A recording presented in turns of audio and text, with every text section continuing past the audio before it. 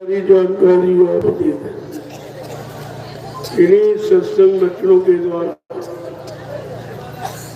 अगर संत महापुरुषों ने सत्संग जारी न किया होता तो ये जीवात्मा काल के देश से कभी निकल नहीं सकती। वो तो सत्य का संग जब करेगी तभी तो निकलेगी। और ये काल माया का देश झूठा है। स्वामी नारायण ने कहा झूठे लेना झूठे देना, झूठे भोजन झूठ चबेना, काया संसार झूठ का मसाला। और इसी झूठ के मसाले में सब जीवात्माओं को फंसा दिया। यद्यप जीवात्मा अजर अमर अविनाशी, इसे कोई कुछ कर नहीं सकता, लेकिन संग दोष के कारण जो इसने मन को अपना साथी बना दिया, उसी मन के संग दोष के कारण ये जहाँ जहाँ मन कर्मानुसार जाता है, ये तो भी जीवात्मा उसके साथ जाती है। क्योंकि उसने वादा किया कि जब तक मैं तुमको साथ में नहीं लूँ मैं वापस नहीं आऊंगा। बस यही वादा, इसके लिए कितने वर्षों की जेल पड़ी बन गई, कितने युग निकल गए इसी वादे को निभाते निभाते और अपने मित्र मन का इंतजार करते करते। और जब मानव शरीर में दोनों आए, जीवात्मा और मन दोनों आए, तो जीवात्मा तो ये दोनों आंखों के मध्य भाग में आ बैठ गए और मन नीचे उतर गया। इंद्रिय भोगों में मन तो वहां चला गया और जीवात्मा बिचारी हो बैठी, क्योंकि जिंदगी में जा नहीं सकती, गंदे काम का प्रयोग कर नहीं सकती। तो इसके लिए कहा चेतन अमल जीवन नासिक। का ये चेतन है, ये मन रहित है और सहज सुखी खानी, लेकिन उसको जब काल माया ने फंसा दिया तो जीवों की क्या करते, जीवों की क्या सोचते प्रकृति जो बताएगा। यही हुआ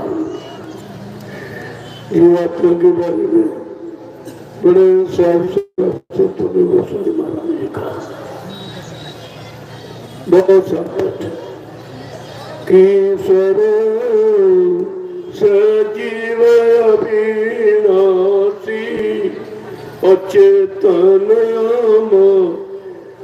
सहज सुख राशि असो माया बस भय को साई अपन्यव कीट मरकट की नाई। का जीवात्मा ईश्वर काल से चेतन है, मल रहित, अविनाशी, जिसका कभी नाश नहीं होता, जो जन्म मरण में कभी नहीं, जब जन्म होता है मृत्यु होती। ये सब खासियत होते हुए भी, ये विशेषता होते ये भी काल ने उसको फंसाया। कैसा फंसाया? जैसे कीट माने तोता, तोते को पिंजरे में बंद करके फंसा दिया जाता। मरकट माने बंदर, बंदर को मदारी रस्सी में बांध कर फंसा लेता, फिर जैसा चाहता वैसा नाच बचाता। बस यही किसी कारण जब काल माँ ने फंसा लिया, तब ये 4,84 लाख योनियों का नाच रचा रही। इसी में जन्म मरण के चक्कर में बता रहे, जन्म होता मर जाता, जन्म होता मर जाता। ये तो सिलसिला कभी खत्म ही नहीं होता। अगर ये खत्म नहीं होगा तो जीवात्मा कभी जा नहीं सकती। इसी को खत्म करने के लिए सम्राट मानी भूमंडल पर आई कि जीवात्माओं का वो काम कर दिया जाए ताकि इसका जन्म मरण ही के चक्कर में न करे, न कभी आए न कभी जाए। इससे छुटकारा दिलाने के लिए सम्राट अनामी महाप्रभु आए और आकर के इस मृत्यलोक मंगल में ढिंढोरा एक ढिंढोरा एक आवाज लगा दी कि मैं किस काम के लिए आया हूं और कौन सा काम करता हूं, क्योंकि काम से नाम की पहचान होती। उन्होंने अपना काम बताया कि हम आए वही देश से जहां तुम्हारा धाम, तुम सबको घर पहुंचाना एक हमारा काम का। इस मृत्यु पर मेरा आने का एक ही कारण है, ये बेचारी भूली भटकी जीवात्मा कितने युगों से यही पड़ी है काल माया के देश, और कोई निकालने वाला नहीं आया। निकालने वाला आया तो पहुंचाने वाला कोई नहीं आया। पहुंचाने वाले आए तो जीवों ने उनकी बात मानी, ने उन पर विश्वास नहीं किया, तो ये बेचारी फंसी पड़ी। जब देखा कि कलयुग के जीवों ने गुरु को बुला दिया, सदगुरु को बुला दिया, संतों को बुला दिया, तब ये परम संत अनादि महाप्रभु भूमंडल परमाणु को धारण करते आए कि चलो जीवों का काम खुद किया जाए। हमारी रूहें जीवात्माएं भटक रही है, जो यहाँ से गए वो भी कोई लेके नहीं आए, चलो उनको खुद ले आया जाए। अब जिनकी जो है उसको चिंता, अपनों को अपने की चिंता होती है, पड़ोसियों को नहीं चिंता होती। ये सब पड़ोसी है, चाहे ब्रह्मा हो, चाहे विष्णु शंकर हो, चाहे राम हो, चाहे कृष्ण हो, कोई हो, ये सब पड़ोसी। पड़ोसी का मतलब तुम्हारे पड़ोस रहने वाले, लेकिन तुम्हारी मदद नहीं कर सकते। कौन सी मदद? तुम्हारी जीवात्मा को न जगा सकते, न परमात्मा से मिला सकते। ये अधिकार इनको किसी को नहीं, न ब्रह्मा को, न विष्णु को, न शंकर को, न राम को, न कृष्ण को। ये अधिकार किसी को नहीं। ये अधिकार केवल संत सद्गुरु को है। जो समय से आएगा वो समय की नाम नौका लगाएगा, उसी नाम नौका पर बिठाकर अपनी सुरते रूहों जीवात्माओं को उनके घर पहुंचाएगा। ये काम वो करेगा, बाकी ये काम किसी का नहीं। शक्तियां आई, बहुत आती जाती रही, लेकिन काल शक्तियों का प्रादुर्भाव ज्यादा रहा, क्योंकि काल देश की व्यवस्था ठीक करने के लिए काल के शक्तियों को भेजा। उन्होंने आप बिगड़ी व्यवस्था को ठीक किया। जो व्यवस्था को बिगाड़ रहे थे पहले उनको समझाया, उनको लालच दिया, भाई मान जाओगे तुमको राजपाट मिल जाएगा, तुम्हारा नाम हो जाएगा, लेकिन इस पर भी नहीं माने। जब किसी तरह समझाने बुझाने में नहीं माने तो उनको लालच दिया, भाई तुमको तुम्हारा यहाँ नाम हो जाएगा, तुमको राजा बना दिया जाएगा, मंत्री बना दिया जाएगा, अधिकारी बना दिया जाएगा, धनी मानी बना दिया जाएगा। इस पर भी नहीं जब माने, अंततोगत्वा दंड विधान का प्रयोग किया।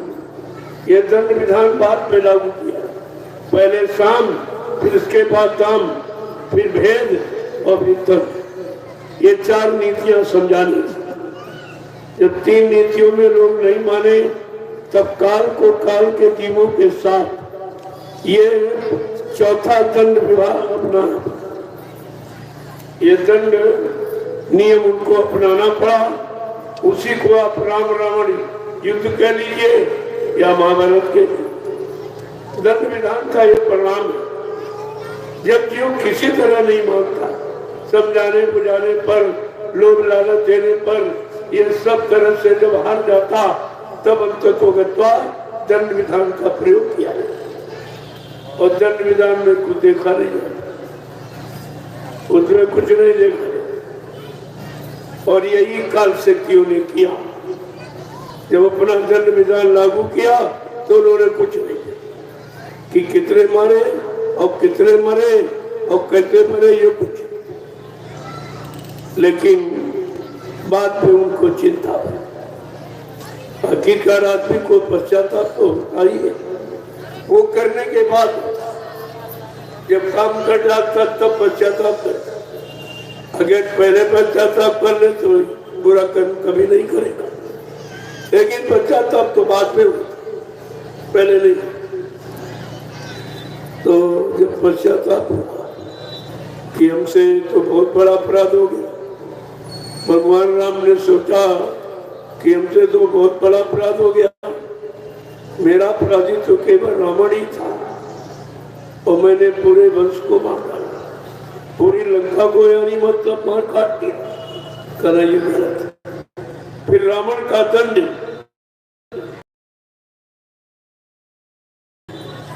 क्योंकि उसने अपहरण किया, अपहरण में था मृत्यु दंड नहीं दिया, और दंड दिया जाएगा लेकिन मृत्यु दंड नहीं दिया, और इन्होंने मृत्यु दंड दे दिया। तब इनको पश्चाताप, मैंने ये गलत, मैंने नियम कानून विधान के खिलाफ काम किया, तब इनको बहुत बड़ी चिंता हुई। उसी चिंता में ये क्या किए, सरजू में जाके डूब के मर गए, डूब गए। अब मर गए तो उसको लोगों ने सजा के क्या कहा भगवान ने जल समाधि ली, वो सजा करके ये नहीं कहा कि उन्होंने प्राण दे दिए, अकाल मौत से चले गए, प्रेत योनि में चले गए, ये नहीं रात खोला, कहा भगवान ने जल समाधि ली। इसी तरह से जीवों को भ्रमित किया गया, एक तरह से नहीं, तरह से। जब ये काल भगवान नहीं सोच पाया मैं अच्छा कर रहा हूँ कि बुरा कर रहा हूँ, ये पाप कर्म है कि पुण्य कर्म है, और बाद में पहले सोचे विचारे और फिर अंत में वो अपना प्राण दे दिए, जल में सरजू में डूब के मर गए। जल में डूबना, अग्नि में जल के मरना, या किसी ट्रेन बाल से कट के मर जाना, पेट से गड़ के मर जाना, और ये कोई सुसाइड कर ले, कोई मतलब किसी तरह से और अपनी हत्या कर ले, तो वो प्रेत योनि का अधिकारी है।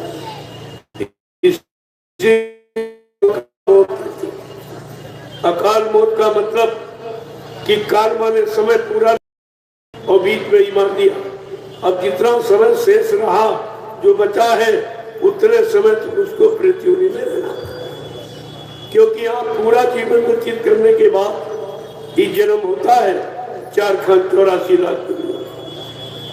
और अगर बीच में मार दिया गया, मान लीजिए उसके 10-50 वर्ष बाकी अभी जीवित रहने के, उतने दिन उसको प्रेत योनि में, तभी तो आज प्रेत योनियों की बात है। ऐसा लग रहा है कि आगे इतनी प्रेत योनि बढ़ जाएगी कि इंसानों का चलना फिरना मुश्किल, वही चलेंगे, तुम चलोगे ही, चलोगे तो तुम्हारे पर सवार हो जाएंगे,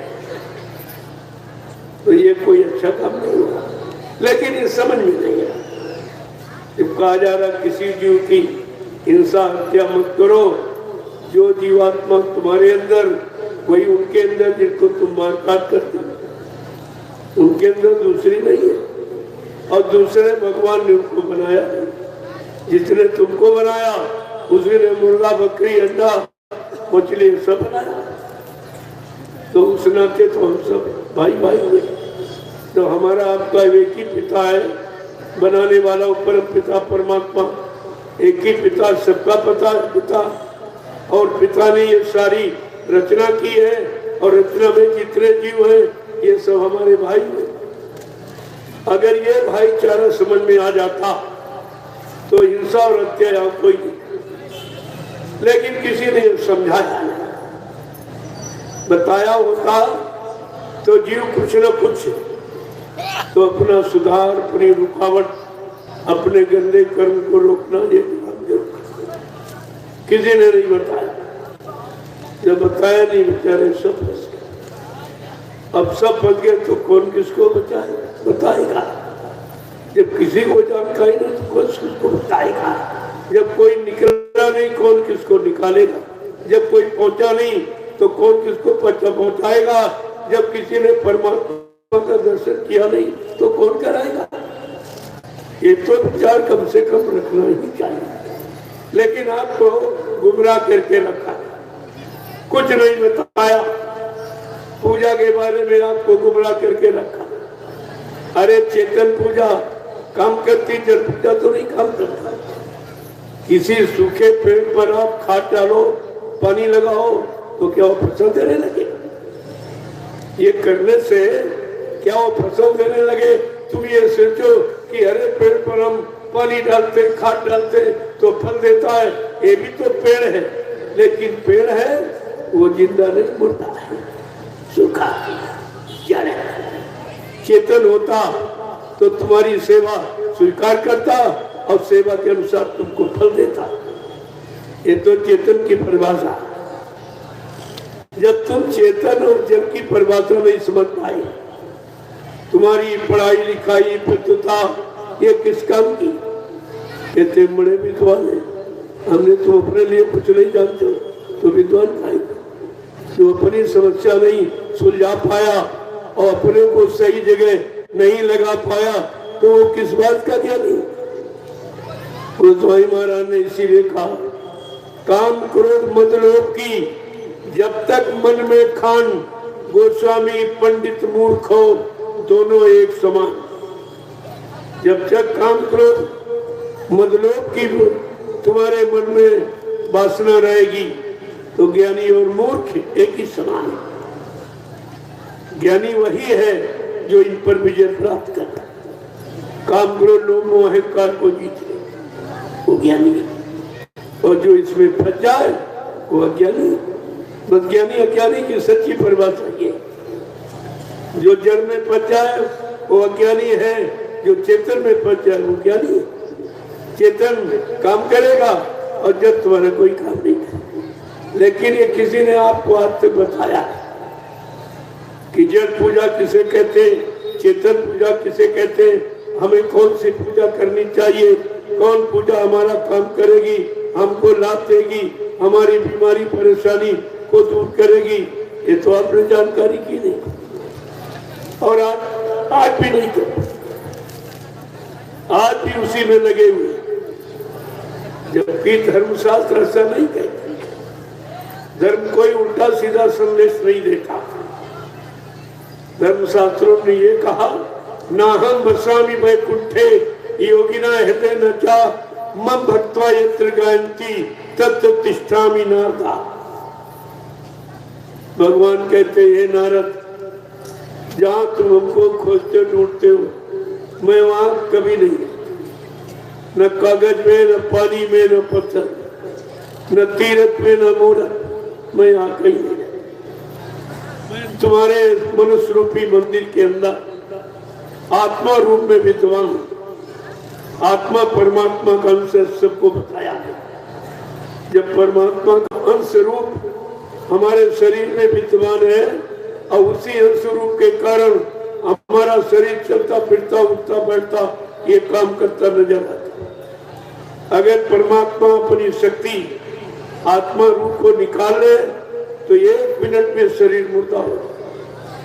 इसका मतलब ये मुर्दा ही है, ये आत्मा की शक्ति के द्वारा चलता फिरता। आज तक आपको किसी ने नहीं बताया।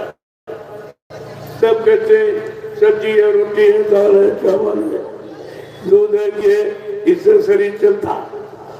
जब शरीर से चेतन जीवात्मा निकल जाती है और शरीर तो वही है, उसमें कोई चीज काटी पीटी नहीं है, फिर आप शरीर में दूध घी डालो और सब्जी डालती उठेगा, ये काम करेगा? अरे ये जड़ समान जड़ शरीर के लिए है, लेकिन जड़ में जब चेतन रहेगा तो ये जड़ शरीर जड़ वस्तुओं का प्रयोग कर सकता है। इसीलिए कहा, चेतन जड़े करे चेतन, जड़ को चेतन का रूप दे दे, उसे चेतन कर दे। कितनी बड़ी बात समझाई। रामचरितमानस को लिखना पड़ा कि कलयुग के अज्ञानी जीवों को कैसे समझाया जाए, ऐसे इनकी समझ में आए कि नहीं। तो गोस्वामी जी महाराज ने अपना पूरा जीवन चरित्र बताया कि हमसे ज्यादा कोई खड़ा नहीं। ये कहा, उन्होंने कहा, मौसम कौन कुटिल खलकामी, तुम जानो प्रभु अंतर्यामी। तो मेरे समान कोई खल माने तो, कोई पापी कोई कामी क्रोधी नहीं था। मेरा जीवन चरित्र गोस्वामी जी महाराज इतनी अपनी सारी गंदगी खोल के रखी गुरु के साथ, बनी बुरी खोटी खरी गुरु आगे सब खोल, तब गुरु तुम्हारे किए गए पापों को भी माफ कर देगा। और छिपाते रहोगे तो सजा पा जाओगे। और छिपाना किस बात का, जब अंतर्यामी घटकरवासी सब कुछ जानने वाले तो क्या छिपाते थे? अरे वो न पूछे और न तुम्हें बताए तो ऐसा मत समझो क्यों जानते। वो तुम्हारी जीवन की हर घटना को जानते, तुम्हारे हर कर्म को जानते। तो कहने का मतलब है गोस्वामी महाराज ने हम सब गंदे जीव को प्रोत्साहन देने के लिए कि अपने अंदर में बेचारे घबराए ना कि हम बहुत पापी बड़े कुकर्मी, बहुत कामी क्रोधी लोभी लालची हैं। उन्होंने अपने जीवन चरित्र को साथ, मेरे जैसा कामी पुरुष कोई, मैं अपनी पत्नी के बिना रह नहीं सकता। तो एक दिन वो गाय चराने चले गए। जब लौट के वापस आए तो इन्होंने गायों को दोबारे घेरे में कर दिया और कहा पत्नी कहाँ थे? और लोगों ने कहा भाई वो मतलब मार्केट चली गई, उसके मार्केट के लोग आए, बाद वो भाग खड़े, तुरंत भाग खड़े। देखो महात्मा किस तरीके से जीव को निकालने के लिए जीव को कैसे उठाते और गंदगी से कैसे निकालते, तो अपना स्वतः गंदगी में फंस जाते, अपना गंदा इतिहास, अपनी कमी सब छिपाते, गंदगी सब छिपाते, दुर्गुण सब छिपाते, लेकिन संत खोल के तब जीवों को गंदगी से निकाले। कहेंगे जब मैं गंदा था, मैं गुरु की कृपा, गुरु पर विश्वास किया तो मैं निकल आया, और तुम कैसे नहीं निकलोगे? तो रातों रात ससुराल कहानी तो बहुत बड़ी, लेकिन तुम्हें मतलब क्या? रातों रात गुरु पहुंच के ससुराल। अब रात के 12-1 बजे कोई ससुराल में पहुंच जाए और रात में पत्नी को जगाए तो कितनी शर्म की बात है। तो उन्होंने जगाया, पत्नी कहती है कि लोग क्या करेंगे, परिवार के लोग, मोहल्ले के लोग, गांव के लोग क्या कहेंगे? तो उसने एक बाण मारा, एक बाण मारा। क्या कहा? अस्थि चर्म ये थे में जामे जैसी प्रीत, और तैसी यदि श्री राम में तो होत न तो भोगीत। कला जितना प्रेम तुम्हारा हमारे चमड़े हड्डी मांस और मलमूत्र के शरीर से है, अगर इतना प्रेम हमारा तुम्हारा दोनों भगवान के चरणों में हो जाए, हमारा तुम्हारा कल्याण। कितनी बड़ी बात! ये गोस्वामी को रत्ना की बात नहीं, लाश सी सीने में लगी। उसने कहा लाज न आई आपको, दौड़े आए साथ और धिक धिक ऐसे प्रेम को का कहूं मैंने, धिक्कार है ऐसे प्रेम। इस हड्डी और चमड़े और मांस जिसमें मलमूत्र भरा, इस शरीर से तुमको इतना लगा? अगर इतना प्रेम कहीं भगवान से हो जाए तो हमारा तुम्हारा दोनों का उद्धार। कितनी बड़ी बात! और रत्ना की बात गोस्वामी को लाश से उनको ज्ञान है, बगैर ठोकर के आदमी समझता नहीं। तो कितनी बड़ी थी एक स्त्री को शिक्षा दे रही, ऐसी शिक्षा दे रही जिसमें हमारा भला ही भला, कल्याण ही कल्याण है।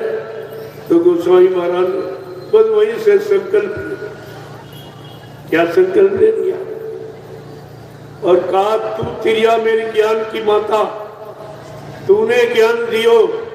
अब गोस्वामी दास भजे भगवाने, जा तिरिया तेरी से देना करो। कहा से हमारा तुम्हारा पति पत्नी का रिश्ता खत्म, अब ये तुम्हारे पीछे गोस्वामी नहीं भगेगा, अब भगवान के पीछे उसको ढूंढेगा, उसकी कूद करेगा, बगैर उसको प्राप्त किए अब ये वापिस मुंह नहीं दिखाएगा। ये संकल्प ले लिया और घर से निकल।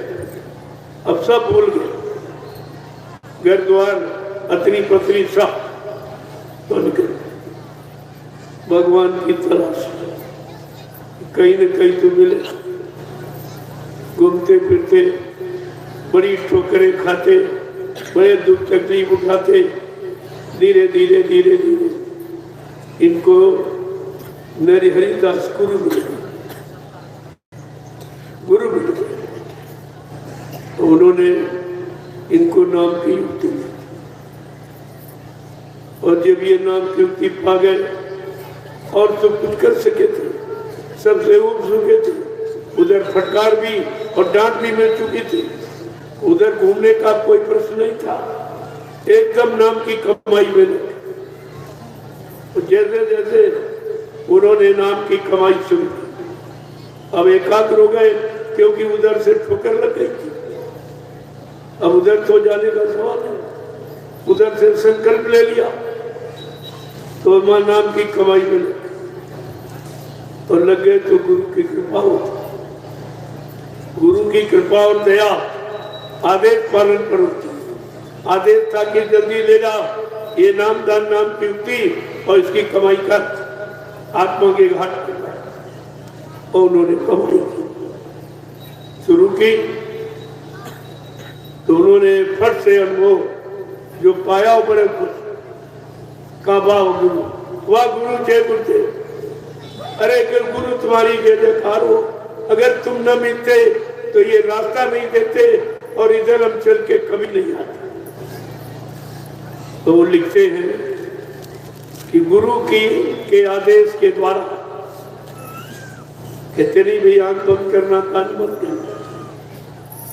उन्होंने भी लिखा है कि मुदित नया नेत्र सित तब भयो और पुनि चित बात कौशलपुर गयो। का जैसे मैं आंखों को मूंदता यानी बंद कर और फिर कहते चितवत, इसका मतलब और कोई आंख है। जब तुम आंखों को बंद कर लिया तो चितने का कोई मतलब नहीं। अरे चिताए देखेगा जब आंख खुली होगी। उधर कह रहे मुदित त्रसित तमयु, शरीर की दो आंखों को जब बंद किया एकदम संतुष्ट हो गया, पूर्ण शांति मिल गई।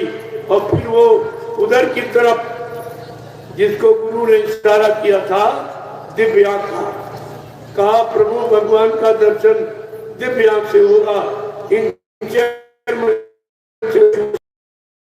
तो जैसे कहते पूरी चितवत बार बार देखता हूं तो कोसलाधीश के दर्शन, कोसलाधीश के दर्शन का जब पहली बार पहले मंडल, पहले मुकाम पर, पहले लोक पर या पहले नाम के स्थान पर पहुंचा तो क्या कहते हैं, जब हमको राम ने देखा, यही नाम निरंजन के भेजे हुए, वो निरंजन भगवान ने जब देखा कि ये कालका जी यहाँ तक आ गया, इस सतगुरु की दया से और तो कोई भेज नहीं सकता।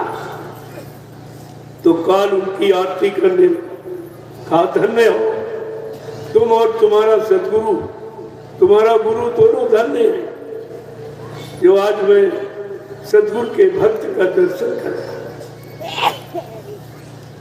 कि मोही बिलो की राम मुस्काही और बिहसत तुरत गयो मुख माही। कहते कि मुझे देखकर भगवान राम इतने खुश हो गए, प्रसन्न हो गए और उन्होंने दरवाजा खोला। वो दरवाजा उनके मुख से और हंसने पर मुख खुल जाता। जैसे ये मुख खुला यानी दरवाजा, फट से मैं उस दरवाजे के बाहर निकल काल के लोग से बात चला। अब जैसे जैसे मैं अगले नाम की साधना करता हूँ, उस नाम का सुमिरन करता हूँ और ध्यान करता हूँ और आबाजू को याद करता हूँ और स्थान पर प्रणाम करता हूँ, तो फट से वो मालिक भी दरवाजा खोल दे। प्रणाम करने से वो भी खुश हो। तो क्या कहते बड़े कांड पिंड ब्रह्मांडों की रचना उधर मतलब कहा जब उधर माज सुने अंडज लाया और देखो बहु ब्रह्मांड निकाया। उधर मध्य में अब ये लोग आज के वाचक ज्ञानी उल्टा पुल्टा कहते हैं वो उधर माने पेट पे चले गए, कहते हैं वो पेट पे चले गए, लेकिन पेट की ऐसी कोई रचना तो नहीं है कि उधर मातृ अंडा चलाया देखो वो ब्रह्मांड निकाया। तमाम ब्रह्मांडों की विचित्र रचना को देख रहा हूं। अगर पेट की रचना देखी तो किसी सर्जन से पूछो जो ऑपरेशन कर तो बता देगा कि पेट के अंदर तो मांस है, हड्डी है, खून है, मन मूत्र और इसमें क्या है। इसमें तो वो नहीं जो गोस्वामी महाराज उधर मात माने उधर मध्य में ये मध्य का उधर मध्य में जब पहुंचा तो क्या देखा? अनेक खंड पिंड ब्रह्मांडों की रचना। फिर आगे पहुंचा तो क्या देख रहा हूं कि कोटिन चतुरा ननकारी सा अवगणित शेष शारदाई सा। करोड़ों ब्रह्मा, करोड़ों विष्णु, करोड़ों शंकर एक लाइन में खड़े दिखाई दे और यहाँ एक भी नहीं मिला। जब नहीं मिला तो पत्थर का बना लिया। जब सच्चा शंकर नहीं मिला तो कंकर का शंकर बना लिया। उसी की पूजा में लगे बेचारे। अब उनको मिला नहीं तो नहीं कर। लेकिन उधर गोस्वामी जी महाराज परिचय दे रहे कि इधर नहीं, ये काल माया के देश में कोई नहीं, न ब्रह्मा न विष्णु न शिव न राम न कृष्ण न कोई देवी न देवता। ये तो काल माया का देश है। यहाँ जो शरीर धारण करेगा वो मृत्यु के हवाले, बस जन्म मरण के सिवाय कुछ। पैदा होगे मर जाओगे, पैदा होगे मर जाओगे, यही सिलसिला अभी तक बना रहा और इसी में हम लोग घूमते फिरते हैं। कभी पशुओं के शरीर में, कभी पक्षियों के शरीर में, कभी जंगली जानवरों के शरीर में, कभी कीड़े मकोड़ों के शरीर में। जब 83,99,999 योनियां जब भटकी तब ये मानव तन को अब की बार अवसर 400 मौके के रूप में देती कि जाओ अब की बार तुम्हें मौका दिया जाए। तुम बहुत भटकी हो। 83,99,999 योनियों में ऐ आत्मा तूने प्रार्थना की है कि एक बार मानव तन दे दो तो मैं अपने घर को किसी संत महात्मा से अपने घर का रास्ता पूछ लूंगी और अपने घर चली जाऊं, फिर यहाँ जन्म मरण में कभी नहीं। अरे भाई क्यों ऐसा कहती है? कहती है नाक में दम हो गई हमारे, बार बार मरते मरते मेरे नाक में तो दम हो गई। यहाँ मृत्यु और जन्म और मृत्यु और जन्म, इसके सिवा कुछ नहीं मिला। पैदा हो गए फिर मर गए, फिर पैदा, फिर मर गए, फिर पैदा हो गए। इसी चक्कर में हम लोग चक्कर लगाते हैं। अब ये मौका मानव तन के मिला है। ये 83,99,999 योनियों से निकलने का। अगर निकलना चाहते हो तो सदगुरु की शरण में आ जाओ और किसी की शरण में जाकर आपका उद्धार कल्याण नहीं हो सकता। न ब्रह्मा की शरण में, न विष्णु न शंकर, न कोई देवी न देवता, न कोई राम न कृष्ण। ये सब बीच के लोग आदमी बैठे। अगर इनको याद करोगे, इनकी पूजा करोगे, इनके के अनुसार चलोगे तो अपने लोग तक पहुंचा देंगे। और उस लोग का ये नियम है, पुण्य छीणे मृत्यु लोग।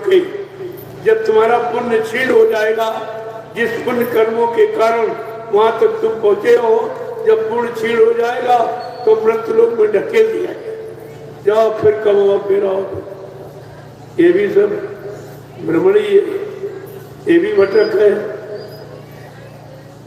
देखो किस तरह से रचना ये बना, रचना का विस्तार बड़ा विचित्र, और यहाँ तुमको किसी ने बताया नहीं, रचना किसी ने नहीं बताया।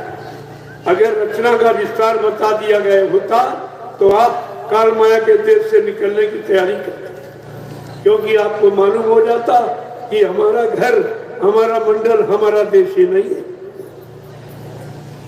जब जीवात्मा को अपने देश की खबर मिली, सर्वप्रथम कबीर साहब आए, उन्होंने जीवों को जगाने लगे और जीवात्मा को खबर, अरे तू कितने निर्मल, पवित्र, प्रकाशमय, आनंदमय, यानी देश की रहने वाली, अरे तू कहाँ आकर इन गति के लिए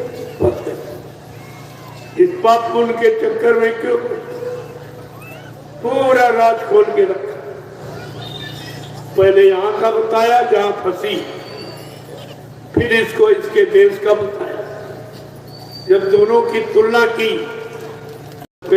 मेरा देश इतना खुशनुमा, इतना सुंदर, जहाँ रात होती नहीं, हमेशा प्रकाश ही प्रकाश, अंधकार कभी होता नहीं, मारकाट कभी होती नहीं, जन्म मरण वहां होता नहीं, काल की वहां पहुंच नहीं, माया की वहां पहुंच नहीं, ऐसे मतलब यानी प्रकाशमय चेतन देश की मैं रहने वाली हूँ। जब ये राज सब बता दिया, संतों ने यही राज बताकर उसको जगा दिया। जब जीवात्मा जाग गई, अब उसके अंदर बेचैनी हुई, मैं अपने घर कब पहुंचूंगी, घर कब पहुंचूंगी, घर कब। बस अगर ये लगन लग जाए, जैसे आज आपका सत्संग आके अब के अंदर लाओ ना, कहीं घर चलो, घर चलो, घर कब पहुंचेंगे, कब पहुंचेंगे, कैसे पहुंचेंगे, ये लो, क्योंकि सच्ची सुख शांति अपने घर में मिलती। यही से देख लो, आप 4-5 दिन आए, कुछ नहीं, चुपचाप सत्संग सुनते रहो। जैसे दिनों की भक्ति पूरी हुई कि मैं 5 दिन के लिए आया, आज आखिरी दिन है, कल अपने घर जाओ। अब यहाँ कौन सी कमी बाई की, न तुमको रोटी की चिंता, न सब्जी की चिंता, न किसी मतलब यानी कोई चिंता नहीं, सारी व्यवस्था यहाँ बनी बनाई। सत्संग भी आपको मिल रहा, भजन भी आप कर रहे, जन सेवा भी आप कर रहे, तो सारे काम तो आपको यहाँ हो रहे, फिर भी आपका मन यहाँ संतुष्ट नहीं होगा। उसकी संतुष्टि अपने उसी घर में जहाँ वो रहा, भले टूटी फूटी झोपड़ी हो, आदमी को अपने अपने निवास में ही, अपने आवास में ही शांति मिलती है। ठीक उसी तरह ये जीवात्मा राजा के शरीर में चली जाए, धनीमानी के शरीर में चली जाए, मनी विद्वान के शरीर में, लेकिन इसको शांति जब ही मिलेगी जब इन शरीरों से निकलकर अपने घर पर, तब पूर्ण शांति। इनके पहले शांति नहीं मिलने वाली। शरीर तो मिलेंगे और शरीर के भोग मिलेंगे, लेकिन घर नहीं मिलेगा, मालिक नहीं मिलेगा, परमात्मा नहीं मिलेगा। और जब तक अपना मालिक पिता, अपना प्रिय प्रीतम न मिले, तब तक शांति नहीं मिलती। भाई पराये से कितने दिन आप शांति नहीं, इसलिए किस तरह से समझा के कहा, और ये सब बोल की चाहिए। ये तुम्हारे मनुष्य मंदिर के अंदर, सबके अंदर हुआ, और सबके अंदर ये मौजूद, सब आपको कहीं से कुछ नहीं है। परमात्मा प्राप्ति के लिए आपको कोई इंतजाम नहीं करना, वो सब इंतजाम पहले से बना के रखा गया। मंदिर आपको बनाना नहीं, ये मनुष्य मंदिर बना है।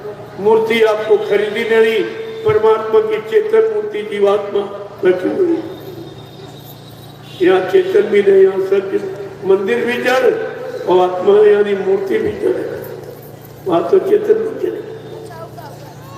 और ये बना बनाया मंदिर, संतों ने आके यही समझाया, अरे भाई तुम कहाँ भटक रहे हो, तुमको तो मैंने बना के मंदिर दिया, ये 5 तत्वों का 5 मसालों को मिलाकर इस मंदिर को मैंने बनाया और तुम्हें भेंट कर दिया, और अपनी मूर्ति को जीवात्मा को बैठा के दिया। आपको कुछ नहीं ढूंढना, केवल उसकी याद करना, सुमिरन करना, ध्यान करना, भजन, इसके अलावा आपको कुछ नहीं, कोई इंतजाम पे होता नहीं, सब बनी बनाई देना। लेकिन आप बनी बनाई व्यवस्था में नहीं कर पाए तो बना के आप काम कर सकते।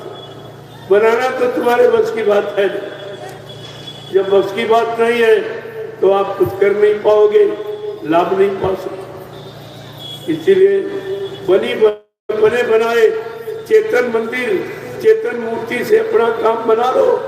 ये तुम्हारे लिए सबसे बड़ा लाभ है समय, और ये लाभ कोई नहीं है। तुम दुनिया में कहीं चले जाओ, कोई मंदिर है, मस्जिद है, गिरजा के गुरुद्वारा, कोई तीरथ, कोई मूर्त, कोई पानी, कुछ नहीं। कहीं चले जाओ, सिवाय धोखे के अलावा कहीं सच्चाई मिलने वाली नहीं। लेकिन फिर भी समझ तुम्हारी समझ में नहीं आती। बहुत दिन जब कोई काम में आदमी फंस जाता है तो उसी को अपना मुख्य काम मान बैठता है, आदत ही बन जाता है। जब आदत बन गई तो आदत तुम्हें मजबूर करती रहती है, और उसी आदत को इबादत मान करके उसी में लग जाता है। संत महापुरुषों ने इसी भारी भूल को दूर करने के लिए तो सत्संग जारी किया।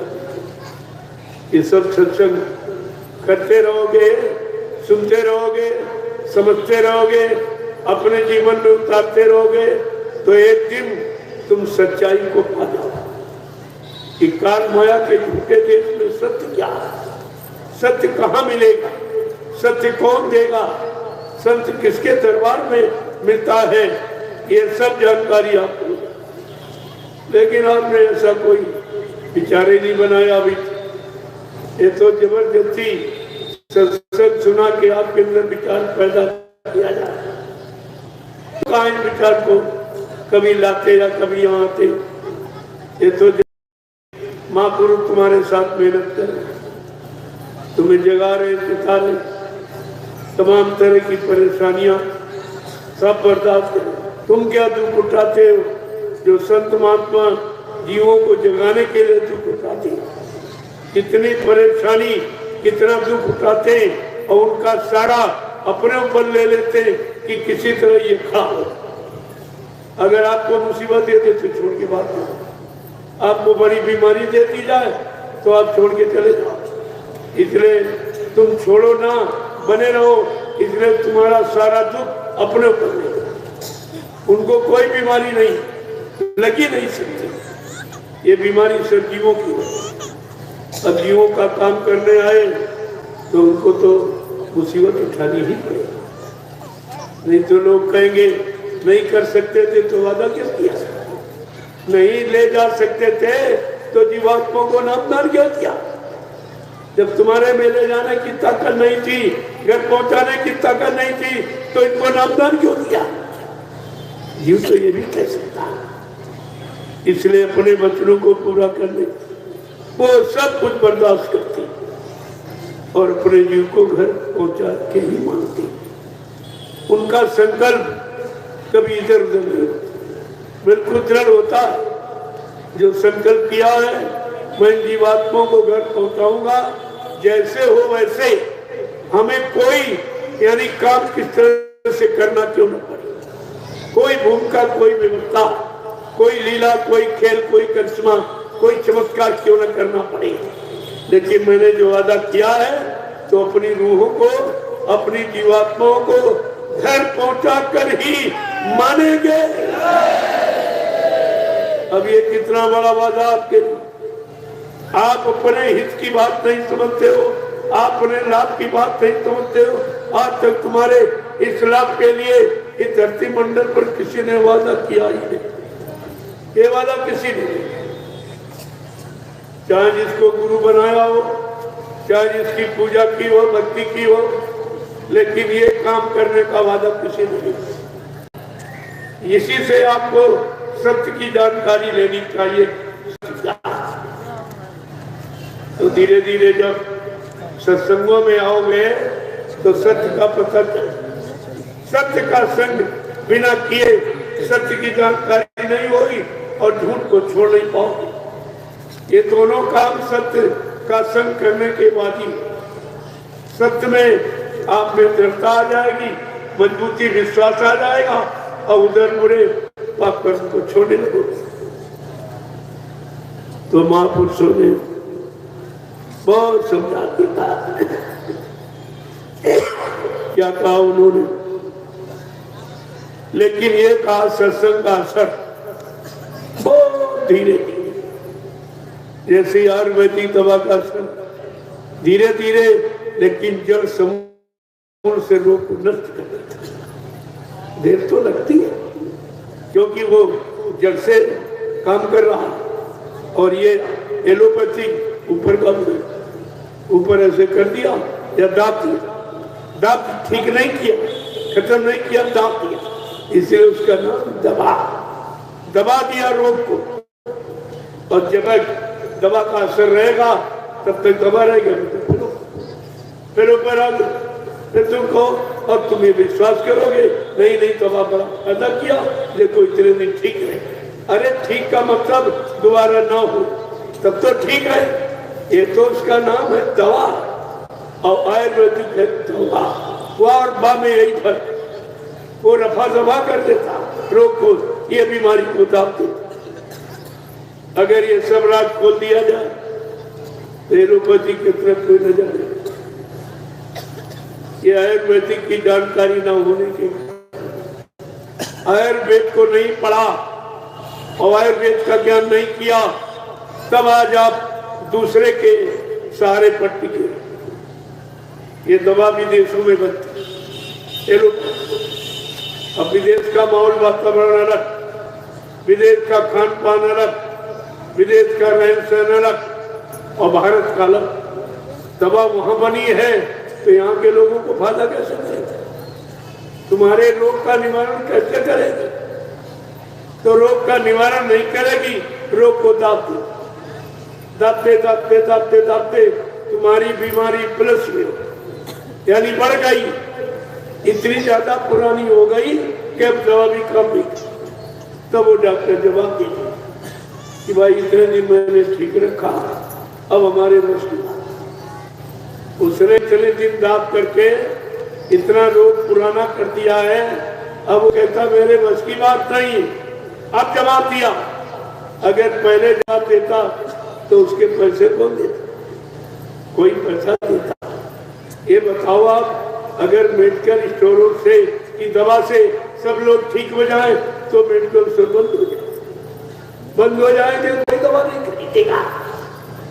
इसलिए वो दवा तुम्हारे मन को दाबेगी, ठीक नहीं करेगी। अगर सब लोग ठीक हो जाए तो मेडिकल स्टोर बंद हो जाए।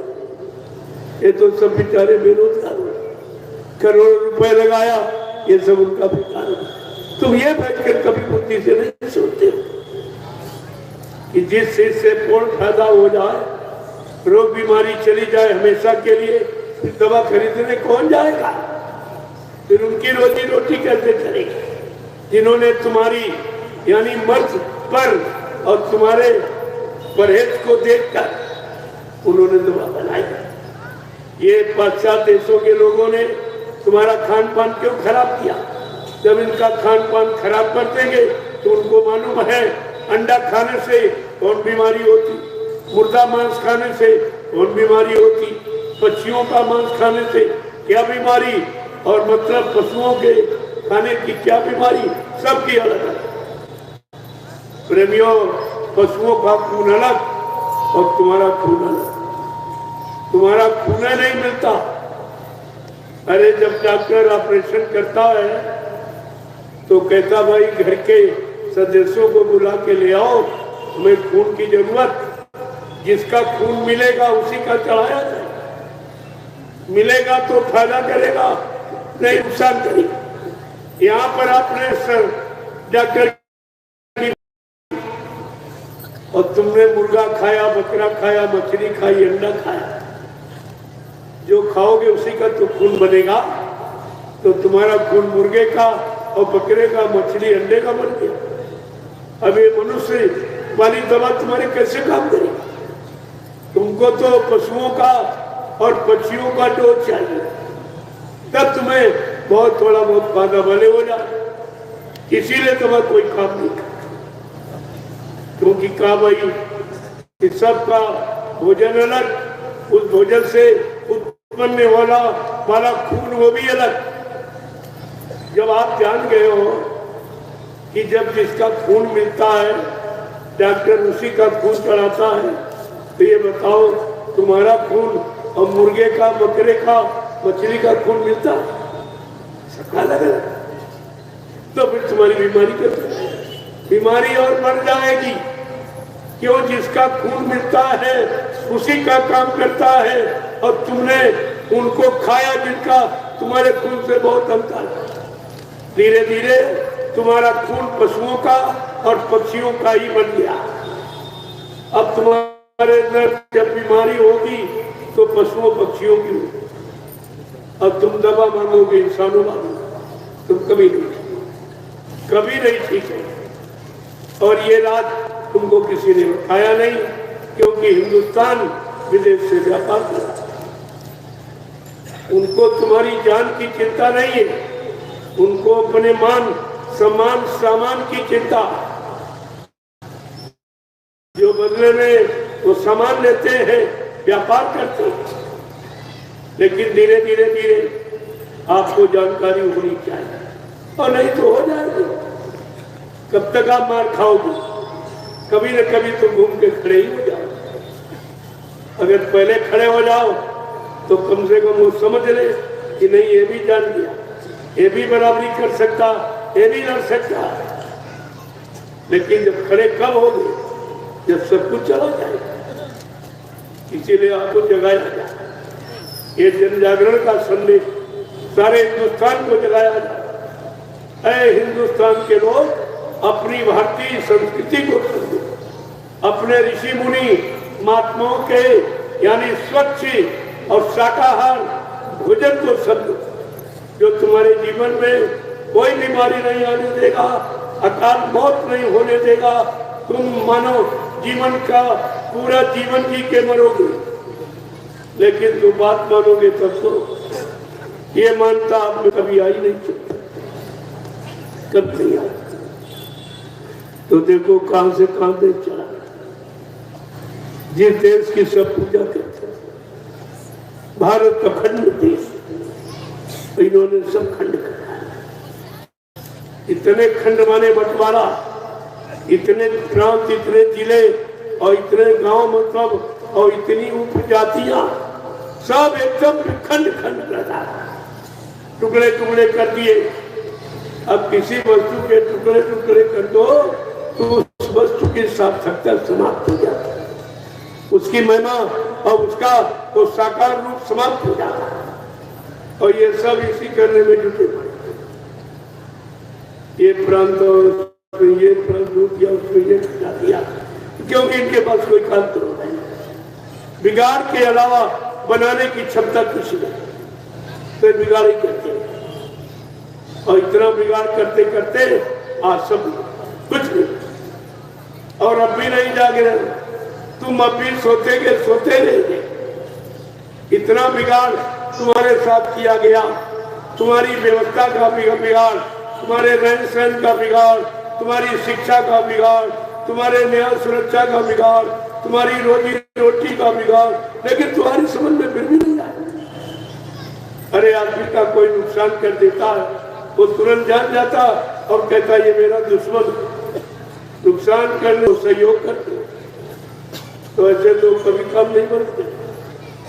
जब बुरे व्यक्ति का सहयोग लोग करेंगे तो समझेगा कि हमारा बुरा काम सबको अच्छा लगता, इसीलिए लोग सहयोग करते बगैर विरोध के।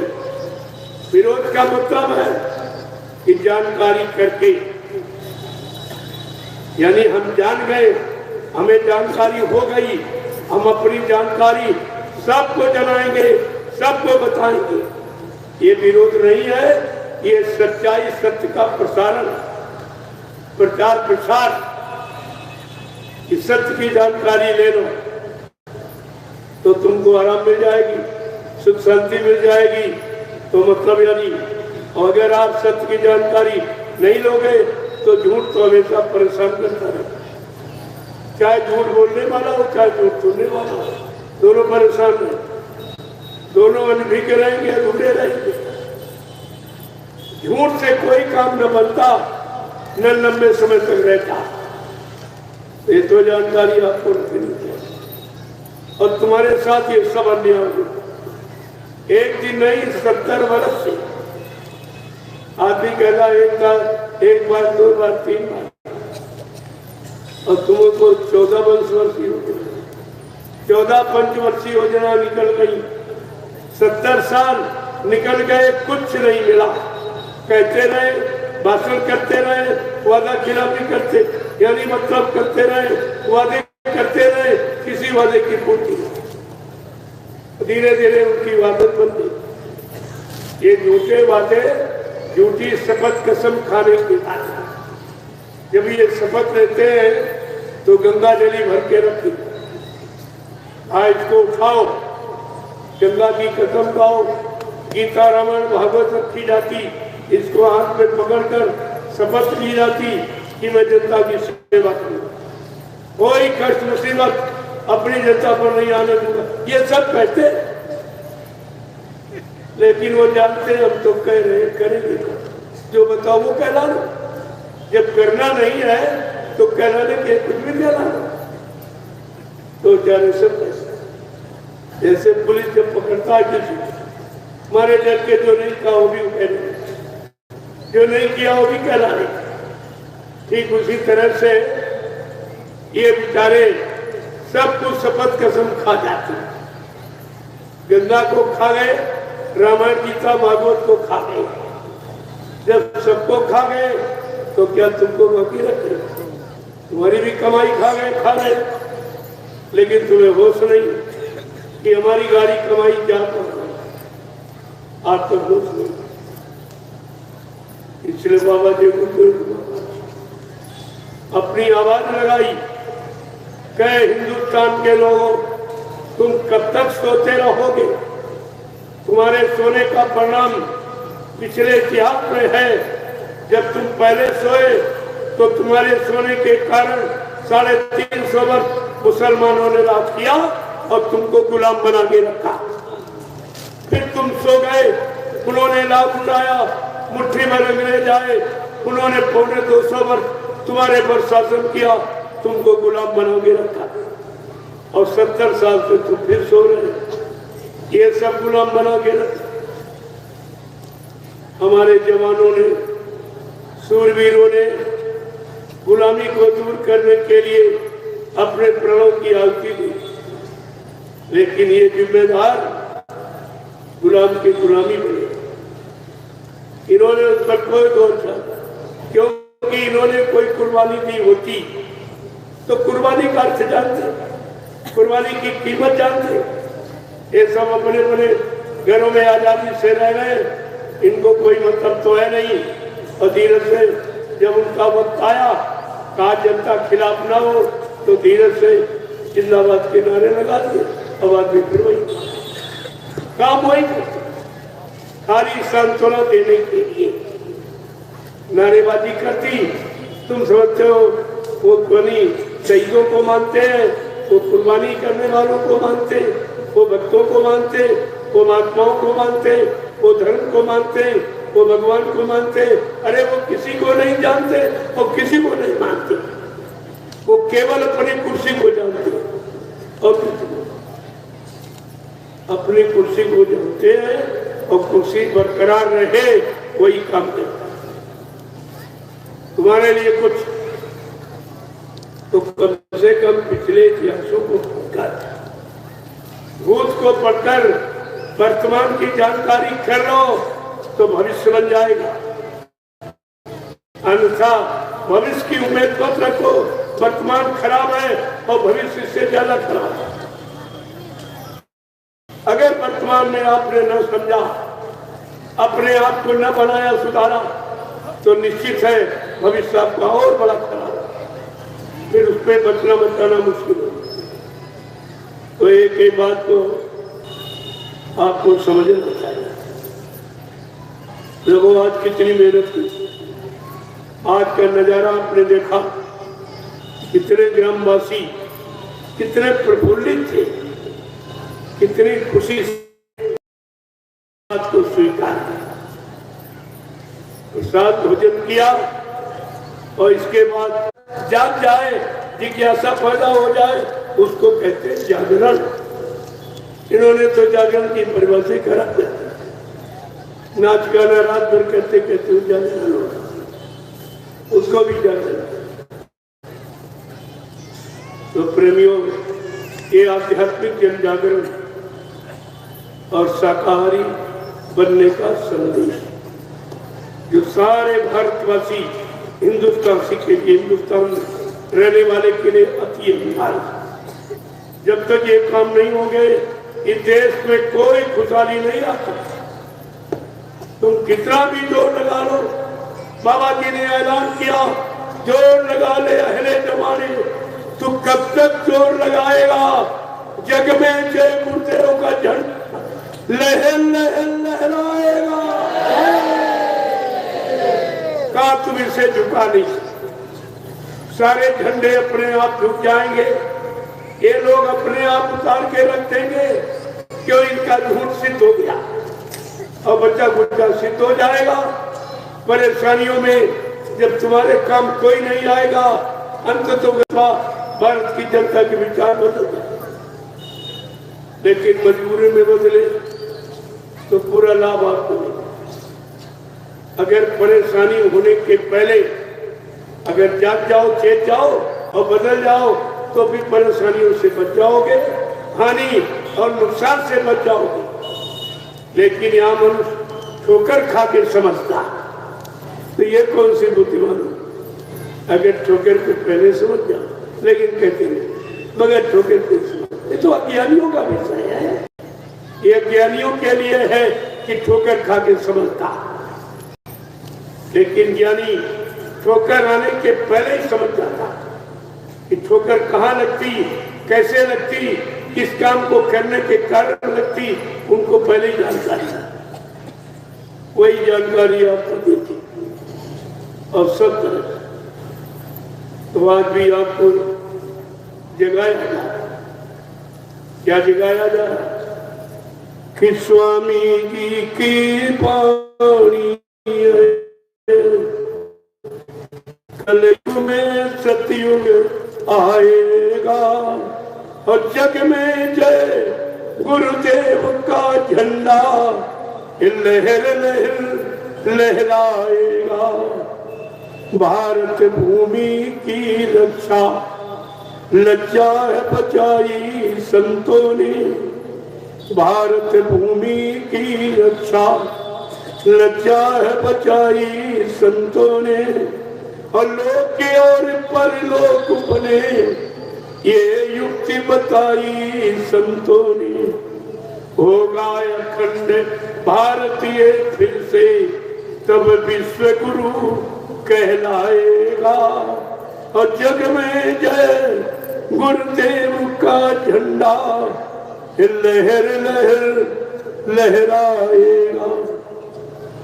जो आजादी मिली है वो हंसी मजाक में, खिलवाड़ में नहीं मिली।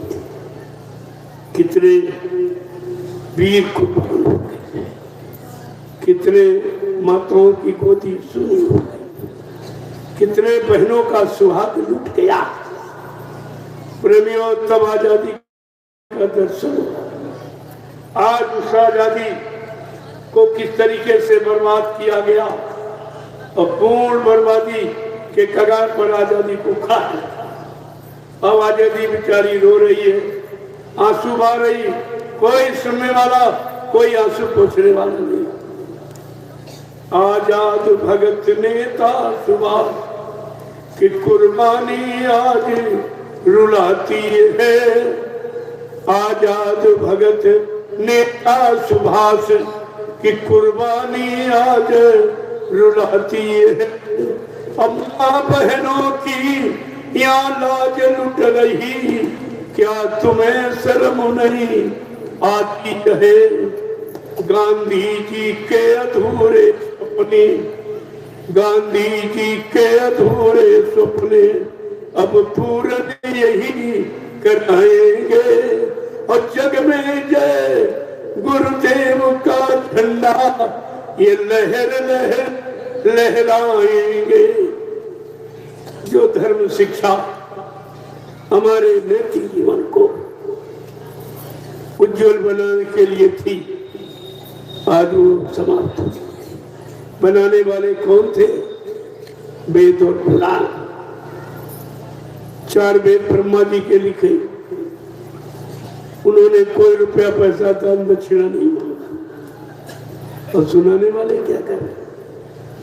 जिन्होंने लिखा, जिनका अनुभव, परिश्रम, त्याग, उन्होंने एक पैसा। और सुनाने वाले सारा देश समाज लूटे। श्रीमद् भागवत पुराण की रचना वेद व्यास ने की। उसी नैमिषारण्य की पावन भूमि पर 88,000 ऋषियों की मंत्रणा से वेद व्यास ने ये श्रीमद् भागवत पुराण की रचना नैमिषारण्य ने की। तो उन्होंने तो एक पैसा नहीं, कोई रुपया पैसा, सामान, सेवा, कुछ। और ये सुनाने वाले क्या? सारा देश समाज लूटे, कोई कहने वाला नहीं है। मानस की रचना संत गोस्वामी जी महाराज ने, उन्होंने भी कोई सेवा सामान नहीं मांगा। ये सुनाने वाले क्या कर? क्योंकि जिन्होंने लिखा, जिनका अनुभव, त्याग, परिश्रम, उनका उद्देश्य ज्ञानार्जन का, और सुनाने वालों का उद्देश्य है धनोपार्जन का। ऐसा कैसे? सम्मान कैसे मिलेगा? सम्मान कैसे मिलेगा? भगवान कैसे मिलेगा उसकी चिंता नहीं है। सम्मान कैसे मिलेगा? सम्मान कैसे? लेकिन समझ में किसी के अभी नहीं आ, किसी की समझ में नहीं आ रहा किनका लक्ष्य उद्देश्य क्या था, किस लिए ये लिखे गए, कैसे समाज की स्थापना के लिए, मानव के अंदर कैसे भाव और सच्चाई पैदा करने के लिए कुछ नहीं बताया। इस विकार आज वेद शास्त्रों की महिमा क्या रह गई कि वेद शास्त्र की दुकानें और धर्म बिक रहा पैसों में, खून पसीने की ये कमाई और जाति भोग विलासों में। वेद शास्त्र की लगी दुकानें और धर्म बिक रहा पैसों में, खून पसीने की ये कमाई जाति भोग विलासों में। जय गुरुदेव आवाज लग रही और सबको होश आ जाएगा। जय गुरुदेव आवाज लग रही और सबको होश आ जाएगा। और जग में जय गुरुदेव का झंडा ये लहर लहर लहराएगा। दूरदर्शी आवाज लग रही और सबको होश आ जाएगा। और जग में जय गुरुदेव का झंडा ये लहर लहर लहराएगा। स्वामी जी की वाणी है, कलयुग में सतयुग आएगा। और जग में जय गुरुदेव का झंडा ये लहर लहर लहराएगा। जय गुरुदेव। प्रेमियों के हालात जो ये भारत देश विश्व का गुरु, आज ये सबको गुरु बना रहा, सबकी महिमा उजागर कर रहा और अपनी महिमा नीचे गिरा। जिसको देखो वो क्या करता है, वो यही करता है।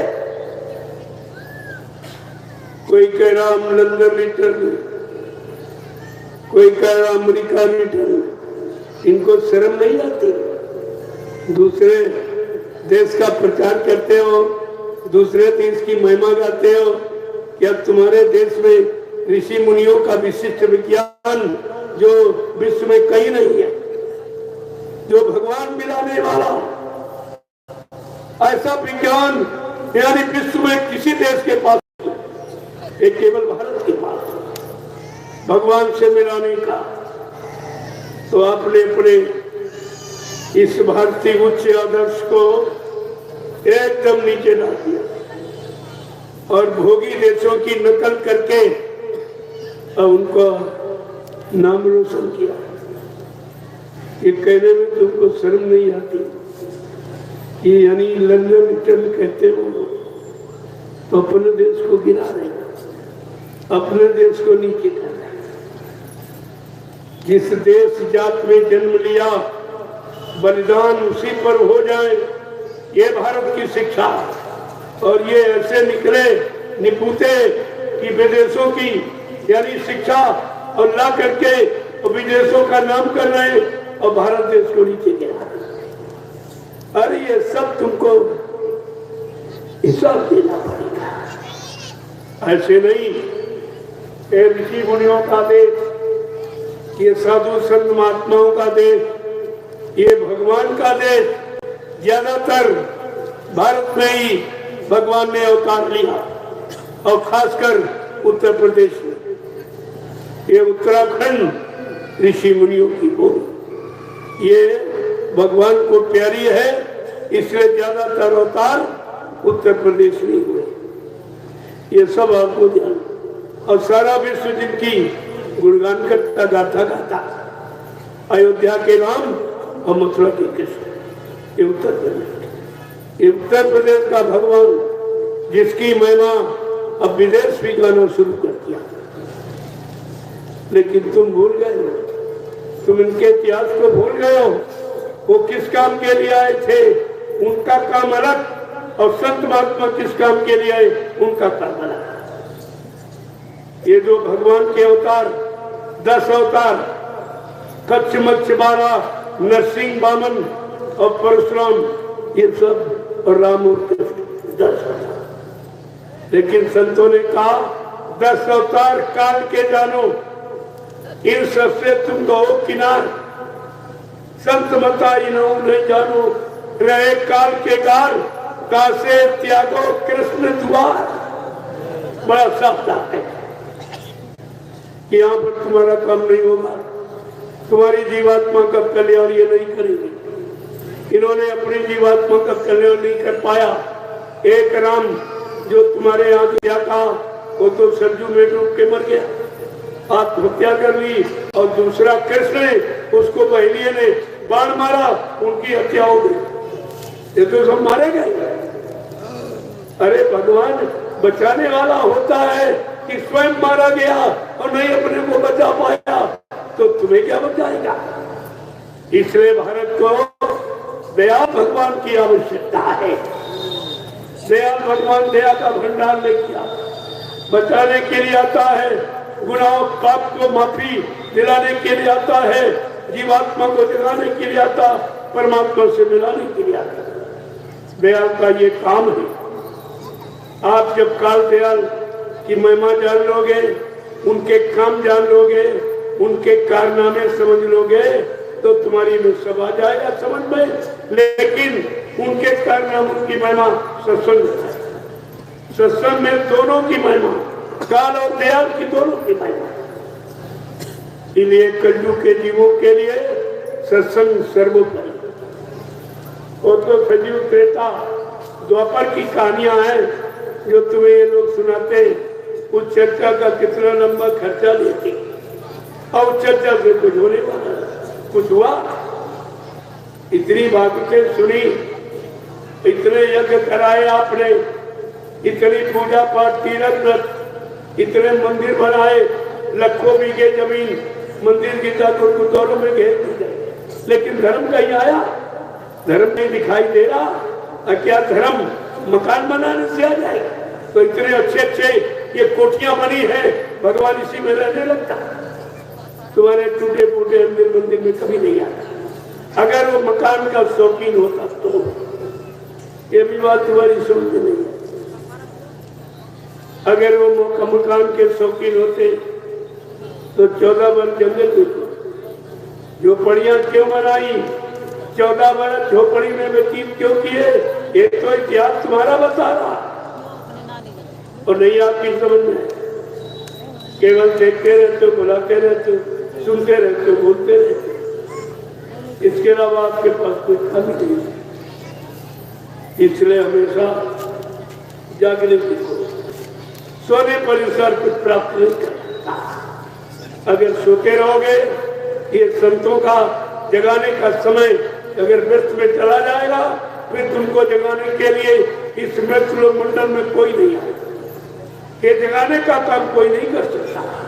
हाँ, लेने देने का काम तो करेगा, लेकिन जगाने का, जगा देंगे तो चोर चोरी कैसे करता है, तो वो तुमको सुलाते सोते रहो ताकि हम चोरी करते और तुम जान ना पा हमारा काम हमारा खेल।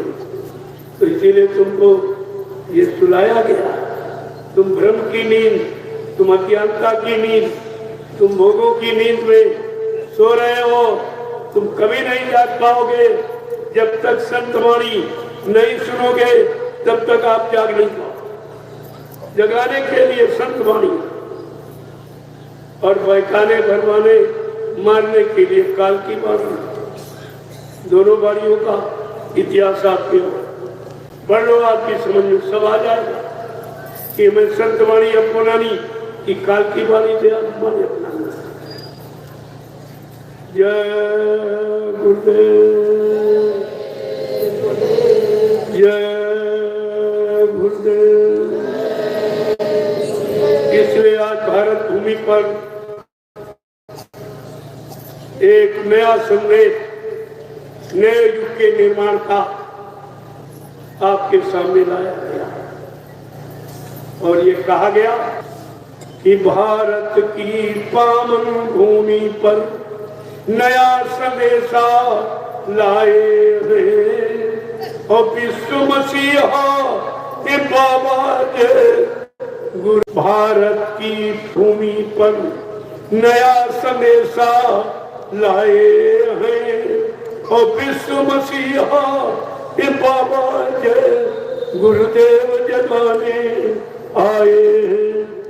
राम कृष्ण ईसा मोहम्मद की बाणी तुम भूल गए और चंद्रशेखर जाट भगत नेता सुभाष को भूल गए। गांधी जी का सत्य अहिंसा हम तुम्हें बताने आए हैं और विश्व मसीहा के बाबा जय गुरुदेव जगाने आए हैं। भारत की पावन भूमि पर नया संदेश। गुरुद्वारे खड़े खड़े रो रहे बिचारे, मंदिर में जितिए गुरुद्वारे खड़े खड़े रो रहे बिचारे। हिंदू मुस्लिम सिख ईसाई आपस में सब लड़ भिड़ सारे। हम पिछले इतिहासों की ये याद दिलाने आए हैं और विश्व मसीहा बाबा जय गुरुदेव जगाने आए हैं। भारत है धर्म कर्म भूमि, भारत है धर्म कर्म भूमि, ये बात दिलों से निकल गई। स्वार्थ में सब ही डूब गए, राजा रैयत बुद्धि भ्रष्ट हुई। राजनीति में धर्म नीति का हम पाठ पढ़ाने आए हैं और विश्व मसीहा के बाबा जय गुरुदेव जगाने आए हैं। प्रजातंत्र हुआ लूट तंत्र, प्रजातंत्र हुआ लूट तंत्र, शासक वर्ग के बेविचारों से और सारे मुल्क का ये बच्चा बच्चा और रो रहा अत्याचारों से। कहे गुरुजी ये भ्रष्ट व्यवस्था हम तुम्हें बताने आए हैं और विष्णु मसीहा हे बाबा जय गुरुदेव जगाने आए हैं।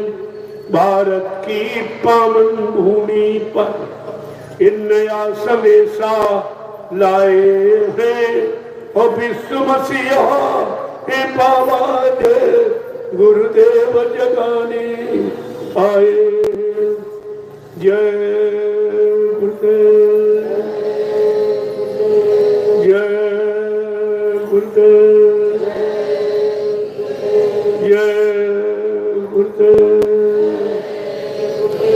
जय गुरुदेव नाम किसका जय गुरुदेव नाम किसका प्रभु का प्यारा नाम। अब आप लोग खड़े हो जाओ।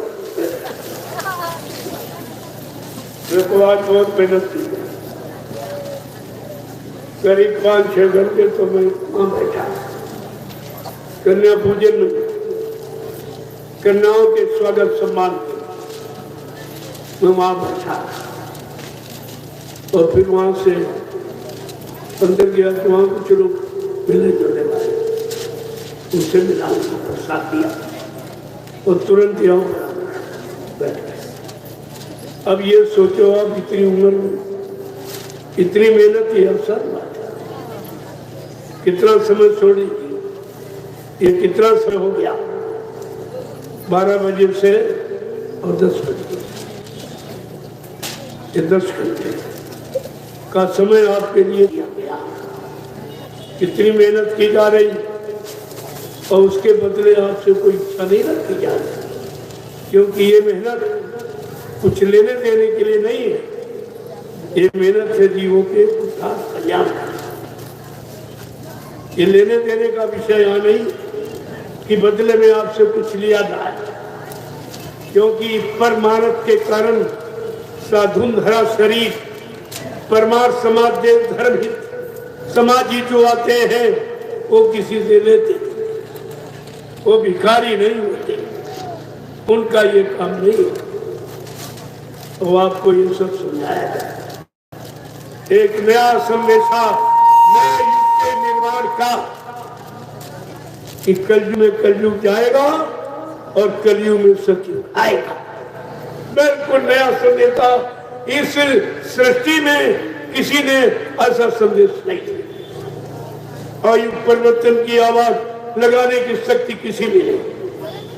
यहाँ कोई भी परिवर्तन नहीं कर सकता और कलयुग का इंसान कोई बुरी आदत आ जाए उसको नहीं परिवर्तित कर पा रहा। लेकिन यहाँ तो युग परिवर्तन की आवाज छोटी मोटी ये आवाज लगाने आए हैं विश्व मसीहा उनका वो लेने देने वो दान दक्षिणा रुपया पर्दा लेने नहीं आए वो प्रधानमंत्री राष्ट्रपति बनने नहीं आए वो धर्म की स्थापना करना मानव धर्म की स्थापना करना। धर्म के नाम पर तो आपको भ्रमित कर दिया कितने धर्म बना दिए। मानव एक है तो धर्म भी एक ही होना चाहिए। मानव जाति एक ही तो एक ही जाति होना चाहिए। मानव जातियों में एक ही जीवात्मा है और इन जीवात्मा को एक ही मालिक है। फिर ये दुविधापूर्ण ये माहौल वातावरण क्यों किया गया? ये तो सबसे बड़ा बरमाना बहकाना हुआ। धीरे धीरे आपकी समझ में चला जाएगा। सत्संग में आते जाते रहोगे। मैंने अब सत्संग की शुरुआत की। धीरे धीरे आपको वो सारी बातें आपके अंदर बैठा दी जाए जिसकी आगे जरूरत है, जिससे समाज देश दुनिया का उत्थान हो। एक देश एक राष्ट्र मुल्क की बात नहीं है, सारे विश्व का कल्याण। ये अच्छा संदेश है, ये ऐसा जागरण है। लेकिन धीरे धीरे समझ में आ गया। मैं तो बराबर प्रयत्नशील हूँ, लगातार कोई न कोई मोड़ आपके लिए तैयार किए रहता हूँ। अभी ये सब चल रहा, अभी 2 दिन की बात का प्लान था। 30 मार्च को भगवान श्री राम की जन्म तिथि, रामनवमी के पावन पर्व पर एक काफिला 9 जिलों में भ्रमण करे। पश्चिमी उत्तर प्रदेश के 9 जिले उनमें भ्रमण करे, उनकी स्थिति का जायजा ले, और देश की स्थिति का जायजा कि तुम्हें बता दिया कि सड़कें कितनी अच्छी हैं, फिर सड़कों का पैसा कहाँ गया, ये टूटी फूटी क्यों है, ये बिजली खंभे टेढ़े हो गए, सीधा नहीं क्या, तार टूट का टूटा पड़ा, ये सब दिखाया जाएगा। पूरा नक्शा आपके सामने दुर्दशा का ये पेश किया। हमारा एक ही लक्ष्य नहीं है, तुम्हें घुमाने का लक्ष्य नहीं है, अनुभव कराने का लक्ष्य, हर चीज का अनुभव करा दूंगा। जब काफिले में चलोगे तो तुमको नए नए अनुभव होंगे, ये अपने जीवन में तुम कभी फेल नहीं हो सकते, वो अनुभव आपको करा दिया जाएगा। हर स्थिति परिस्थिति में रहना और जीना आपको सिखा दिया जाएगा, चाहे कोई अच्छी स्थिति आवे चाहे खराब, लेकिन आपका मन कभी डिग्री नहीं, वो चीज आपके अंदर भर दिखाएगी। ऐसा नहीं ये कोई घूमने फिरने कोई देशाटन भेसाटन ये था, घूमते घूमते तो कितने जन्म चले, घूमते ही रहे, भ्रमण ही करते रहे। अब भ्रमना नहीं है, सारा भ्रमण दूर करना है और अपने देश जाना है, लेकिन उसके लिए शरीर से ही जाना। शरीर साध्य है, साधन। साधन अगर किसी चीज का खत्म कर दोगे तो व्यवस्था बदल। इसलिए आत्मा का साधन शरीर है, क्योंकि शरीर के अंदर आत्मा रहती है, इसलिए साधन तो है आत्मा। तभी आत्मा इसके लिए फिक्र करती और महात्मा तभी इस जड़ी शरीर की चिंता रखते कि इसको निरोग बनाए रखो, इसको शाकाहारी सदाचारी ब्रह्मचारी बना दो, तो मतलब तो ये लंबे समय तक यहाँ बना रहेगा, और लंबे समय तक रहेगा तो लंबे समय तक जीवात्मा को रहने का अवसर और भजन करने का, नाम की कमाई का अवसर मिल जाएगा।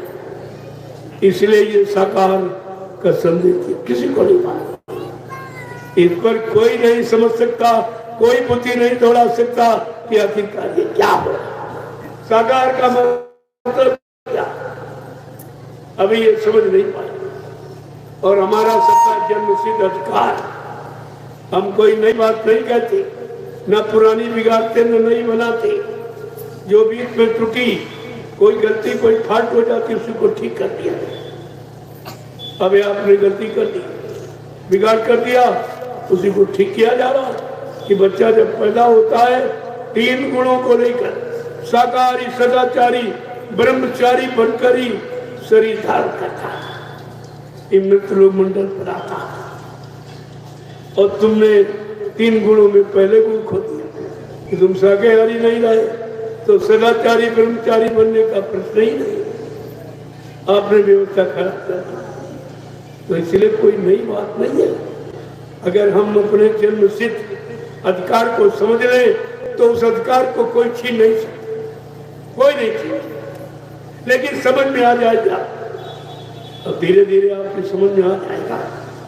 नित्य नया मोड़ जब आपके सामने रखा जाएगा और सब में साकार प्रधान है, हमारा कोई कदम उठेगा साकार के बिना नहीं उठेगा, ये जरूर उसमें आधार रहेगा। तो धीरे धीरे लोग समझ जाएंगे इस पर इतना जोर क्यों दिया।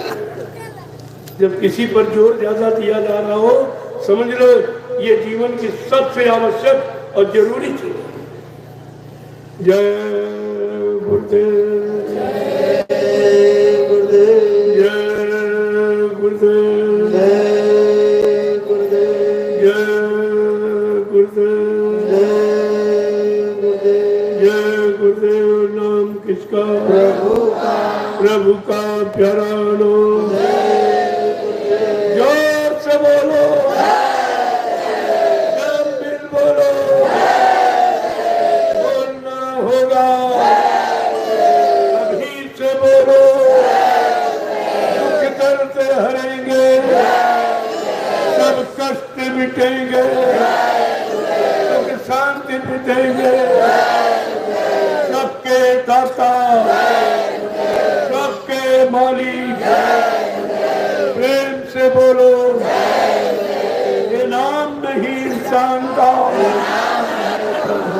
ये काम नहीं इंसान का। इस बात को बराबर समझते नहीं। वो सब तरफ से आपका काम, ये सत्संग सुनते हो, ये भी तुम्हारे अंदर झाड़ू लगाएगा। जो कानों से आप तक गंदगी सुनी, गंदे शब्द सुने हैं, आज ये सत्संग वचन सुना सुना कर वो गंदगी निकाली। ऐसा मत सोचो, तुम्हारा हर दृष्टि से काम ही किया, ये सफाई हो जाए फिर दे दीजिए।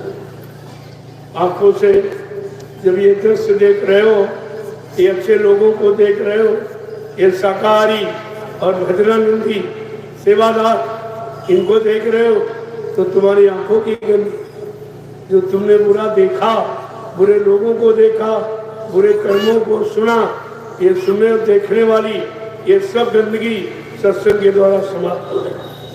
ऐसा मत समझो, हर काम से तुम्हारे कर्मों की गंदगी जारी कर, नहीं इतनी ज्यादा उतर नहीं सकती। क्यों मुखी ये यानी प्रयोग किया जाए कि जितनी जल्दी इसको साफ कर दिया जाए और पाक सामने मत पवित्र हो जाए, बस अपने घर की तरफ चले। सब तैयारी से, हमारा कोई लक्ष्य निशाना अध्यात्म कोई अलग नहीं है। हाँ, दो चार आने बात करता हूँ, वो भी व्यवस्था की, बाकी मेरा सब अध्यात्म। अब अध्यात्म को कौन समझेगा? जो करता होगा, जिसने किया होगा वो समझेगा, बाकी समझेगा। देखो आज इस 5 दिवसीय मुक्ति दिवस के पावन पर आज ये सत्संग पूर्ण समाप्त, पूर्ण विराम ले रहा हूं और इसके बाद काफले की तैयारी, जो उत्तर प्रदेश के 9 जिलों में निकलेगा उसकी तैयारी, और वो 30 मार्च को रवाना हो जाए। जयदेव आध्यात्मिक आश्रम गुरुद्वारा सतगुरुधाम से नैमिषारण सीतापुर उत्तर प्रदेश से रवाना ये पूरा अध्ययन करके लौटेगा, जानकारी लेके लौटेगा, तरह तरह की जानकारी। ये सब आपको इसलिए कराया जा रहा है कि भारत की स्थिति अगर कोई पूछे किसी गांव जिले की, तो फट से आप बता कि कहीं काम नहीं हुआ, कहीं शांति नहीं है, कहीं सुरक्षा नहीं, ये सब तुम बता सकते हो? कहोगे नहीं, मेरा देखा, मेरे आंखों देखा है। इसलिए आपको अनुभव कराने के लिए ये सब कराया जाए। और इसमें अगर कोई परेशानी आ जाए, कोई दुर्घटना हो जाए, तब आप ये समझ लो कि आपका कल्याण इस कार्य में, क्योंकि शरीर तो पूरा होने का समय निश्चित है। वो घड़ी शायद वही हो, वही की, तो फिर वहां से तुम्हारा भला हो गया, क्योंकि वो अध्यात्म की घड़ी है। उस घड़ी में अगर कोई आपको दुर्घटना, कोई हानि होती है, तो ये समझ लो तुम्हारा लेन देन पूरा, वहां भी लेन देन पूरा कराया जाए।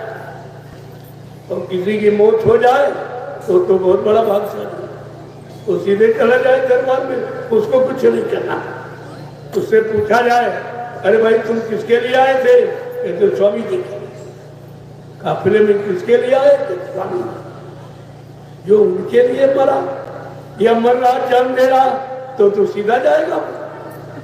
अगर ये सब राज खोल दिया जाए, तुम लोग यही चाहोगे हम लोग काफिले मर जाए, चले यार सीधे पर घर, क्या जरूरत जाने की? लेकिन व्यवस्था को बिगाड़ा नहीं जाता, वो कर्मानुसार आपको फल। तो कभी आपको ये नहीं सोचना अरे आपकी मौत हुई तो चलो कोई चोट वोट लगे, इस बात को नहीं सोचना। अगर सत्संग के अलावा और कहीं होती दुर्घटना तो तुम समाप्त हो जाए। ये फिर भी तुम्हारी बचत है, तो तुम्हारा भोग पुराना किया हुआ कि तुमने किसी को चोट पहुंचाई है, तुमने किसी को मारा काटा जरूर है, लेकिन आज सत्संग में आने के कारण तुम्हारा सरल कम हो गया, घटा दिया गया और तुम्हारा कर्म कर्जा पूरा भी करा दिया और तुम्हारी जीवात्मा को बचाया। मौत नहीं होने दी जाती जल्दी। हाँ, जिसका समय बिल्कुल पूरा है और दोबारा उसको आना है, फिर यहाँ उसकी मौत हो जाए। तुम्हारे देखने में मौत तो फिर आ जाएगी, क्योंकि अभी काम होना 1000 वर्ष का समय रखा है। अभी कितनी बार मरोगे आओगे, मरोगे, क्योंकि ये काम तो तुम्ही से कराया जाएगा। इसलिए ऐसा मत समझो, काम करने के लिए से डरो मत, आने से मत डरो, लेकिन काल की गुलामी नहीं करनी। दयाल के आदेश के पालन करने के लिए जीव आएगा, काल की गुलामी के लिए नहीं आएगा। इस बात को सोचना चाहिए। जय गुरुदेव। अब आप लोग मिल तो आप लिए और कुछ लोग बाकी नहीं। इच्छा तो हमेशा रहती है कि भाई जितने बार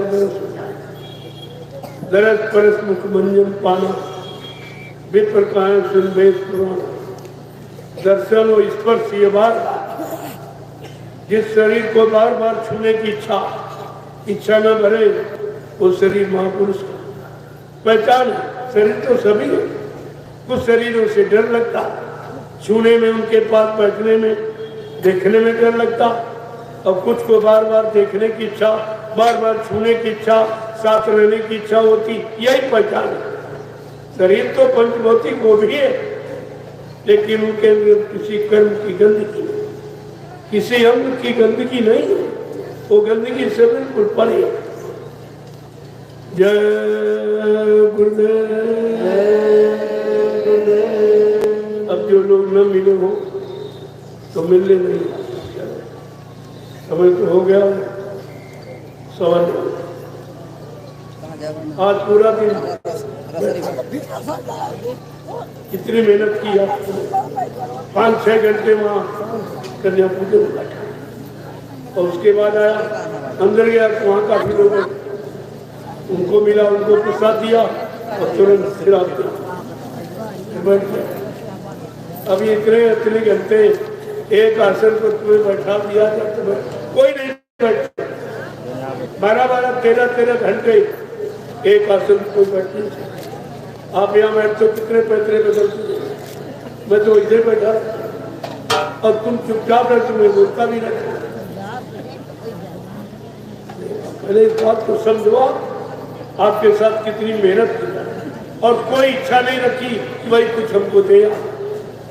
ये श्रद्धा सेवा भाव जो आप दिखाते हो, ये तो तुम्हारी स्वामी भक्ति है, तो ठीक है, इसको होना चाहिए, लेकिन इसका हम दुरुपयोग न करते, न करने देते। ये तुम्हारी गाड़ी कमाई का बिल्कुल सही।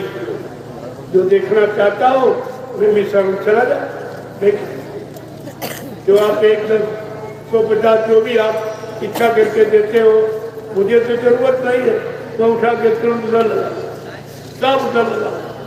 तुम्हारी एक पाई वहां लगी, अपने चल के देख लो कि तुम्हारा जो तुमने 1 रुपया, 10 रुपया, 100, 20, 50 दिए, वो कहाँ लगे करके आते, तो आपको पता चल जाए कि सेवा है और सेवा मांगी नहीं जाती, भीख मांगी जाती। सेवा श्रद्धा स्वेच्छा से दी जाती, स्वेच्छा श्रद्धा भाव से दी जाती सेवा, और मांगी तो भीख जाती।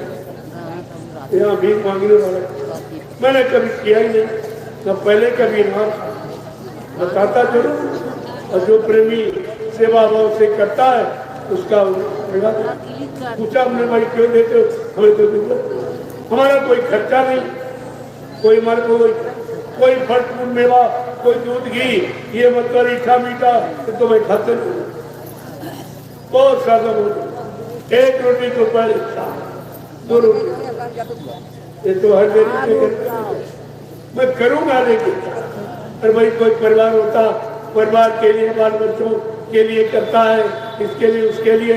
यहाँ तो अगर ज्ञान दृष्टि से सोचो, ये मेरा परिवार, ये और सब अपने परिवार के लिए करते। अगर हम भी अपने गुरु परिवार के लिए करें तो इसमें बहुत ज्यादा, हम भी तो परिवार के लिए, परिवार की तो व्यवस्था है वो नैमिषारण्य में, और कोई नहीं कर सकता। वहाँ क्यों किया गया, उस स्थान का चुनाव क्यों?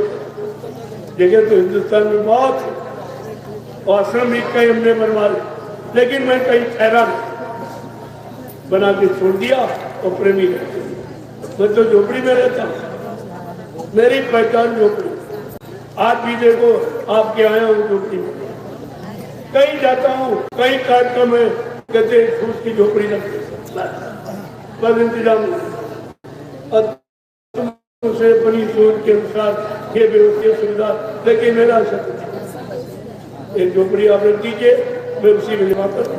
अभी मैंने आपको दिखाया, जब ये नैमिषारण्य में सदगुरु धाम बन के तैयार हो, लोग सोचते थे प्रेमी कि अब तो बाबा जी इसी में रहेंगे, बहुत बढ़िया महल बनवा दिया। मैं तो उसमें एक दिन सोया, केवल देखने मुझे से गया, लेकिन नहीं। और जैसे बन के तैयार हुआ, मैं यहाँ से उठा और फट से पहुंच गया जंगल।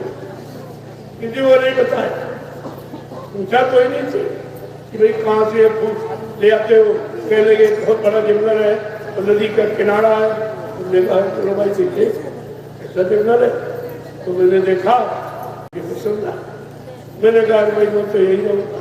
फट से मैंने यही मोम जाना था और 3 महीने गुजार दिए। ऐसा नहीं मैं कोई बिल्डिंग में रहता, कोई कूलर पंखे में, ऐसा ये व्यवस्था आप लोग करते हो, लेकिन हमारी कोई पसंद, कोई चॉइस हमारी ये नहीं। बिल्कुल सादगी का, मैं खुले मैदान में रहना पसंद करता हूँ और खुले सबके बीच में, लेकिन तुम यहाँ रहने नहीं देते। मैं चाहता हूँ खुल के समय घूमे, आपके टेंट में जाऊँ, देखें कि आपको क्या परेशानी, क्या तकलीफ है, लेकिन तुम चलने नहीं देते, एकदम घेर लेते। फिर वो बैठना मजबूरन एक कैदी की तरह आप बंद करके रखते। ये तो कार्यक्रम के टाइम आता हूँ, उसमें भी कैद खाना रहता, लेकिन फिर भी मैं जबरदस्ती सबसे मिलता हूँ कि आपके अंदर ये भावना हो कि आए किसी से मिले। डर गए क्या? क्या उनको भी डर है? क्या उनको भी चिंता है? तो मैंने कहा नहीं, मैं एक व्यक्ति से मिलूँ और सबसे रोज मिलता रहा। आपके 4-4, 5-5 घंटे लगा, लेकिन मैं हटा नहीं। मैं बोला और बोलने के बाद तुरंत आपसे मिला। ये सब आपके लिए नहीं रुकी जाए, किसी तरह आपका काम हो जाए, क्योंकि रोटी आपकी खाता हूँ, कपड़े आपने दिए वो पहनता हूँ, गाड़ी आपने दी उसी पे चलता हूँ। मेरे पास न 1 रुपया पैसा है, न मतलब कोई बैंक बैलेंस का, ये काम नहीं। मैंने तो आपको तो गिना दिया, यही प्रेमी से गिनते हैं। मुझे गिनना आता ही नहीं, कोई पढ़ा लिखा हूँ तो गिनती नहीं मालूम तो क्या करूँ। आप लोगों से गिनना था, आप लोग गिनते हो, आप लोग गिनते हो तो आपकी शंका खत्म हो जाए। सत्य सोचते कि बाबा जी 1 करोड़ रुपये यहाँ से ले गए, तो आपको पता चल गया कितना और कितना वहाँ लगा, ये भी आप जानते। एक एक पैसे का हिसाब है, इसलिए मैं कहते 5 साल हो, इसीलिए मैंने व्यवस्था बदल दी, नामांकन भी अलग कर दिया। हमारे यहाँ कोई अध्यक्ष मंत्री नहीं बनेगा, कोई वक्ता बरकता नहीं, सब रहेंगे सेवादार और संदेश पार, इसके अलावा कोई। तो लोगों की समझ में आ गया कि भाई ये खेल कुछ और, जब व्यवस्था कुछ और है, निश्चित एक व्यवस्था का कारण धीरे धीरे लोग समझ जाएंगे। जब मैंने अभी हाल में प्रबंध कार्यकारिणी का गठन किया तो लोग बड़े मतलब यानी चिंतित हो गए, ये तो किसी ने कभी बनाया। यहाँ कार्यकारिणी से लोग सीमित, कुछ अपने इच्छा मुताबिक चुने लोगों को रख लेते, व्यवस्था की और उसी में लूटपाट किया। मैंने देखा भाई इससे तो प्रेरियों का नुकसान है। तो मैंने उस व्यवस्था को खत्म नहीं किया, उसके आगे बढ़ा दिया कि अब एक प्रबंध कार्यकारिणी का गठन होगा जो न्याय पंचायत से लेकर ब्लॉक, तहसील और जिले सब न्याय पंचायत वाला ब्लॉक को देखेगा, ब्लॉक वाले तहसील को देखेंगे, तहसील वाले जिले को देखेंगे और जिले वाली सारी सेवा नैमिषारण्य आश्रम पहुंचाएगा। वो किसी का कहेगा नहीं, क्योंकि ये माया किनकी भी जामे जग बौराना हो, ये पागल कर देती है, ये पापों में जाके फंसा देती, बुरे कर्मों में फंसा देती। इसलिए मैं ऐसा काम कोई नहीं करूंगा जो आप अंदर कोई ऐसा प्रभाव पैदा। इसलिए और सब कुछ है, लेकिन इस माया के चक्कर में मत। ये संत महात्माओं से डरती बाकी किसी को नहीं, सबको लूटती है, सब पर रात दिन सवार तुम्हारे दिमाग पर सवार हो जाएगी तो उतरेगी नहीं। रात दिन चिंता है, कहाँ 100 मिलेंगे, फिर 200 कहाँ मिलेंगे, फिर 1000 कहाँ मिलेंगे। धीरे धीरे धीरे इसी चिंतन में जीवन समाप्त हो। ना वो मिले न पूरे हुए, और मिले वो भी काम नहीं आए, वो भी धरे के धरे रहे। आप तो क्या तो जानकारी रखा। अब आप बच्चों जिन लोगों ने दर्शन नहीं दिया क्योंकि मैं दर्शन करता हूँ, दर्शन करके आपको देखता हूँ कि आप कैसे कैसे कर्म करके आए, कितने आपने अभी खत्म किए, कितने शुरुआत की कि नहीं, तुमने अपने में बदलाव किया कि नहीं किया। दर्शन का मतलब यह है कि थोड़ी बात तुम्हारा चेहरा देखते जाए, ये बात को समझना चाहिए। यहाँ चेहरा देखने वाला दर्शन नहीं, यहाँ गुण और गुण की पहचान करने वाला दर्शन। जय गुरुदेव, जय गुरुदेव। चलो आप लोग प्रसाद ले, आज अंतिम सत्संग का प्रसाद।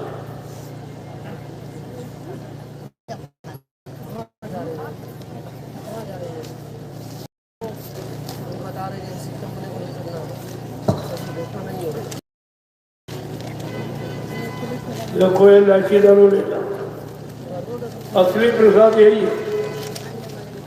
लड्डू इसलिए दे रहे थे, बच्चा रोता तो लड्डू दिखा दे। तुम रोते थे, अभी तक हंसने का मौका आपके पास नहीं था, तो तुम्हारे रोने के लिए ये शाम, और ऐसे साधकों के लिए ये कभी खराब नहीं होगा। बरसों रखे रहो और लड्डू तो 2 दिन में खराब होगा। इतने ये प्रसाद नहीं है।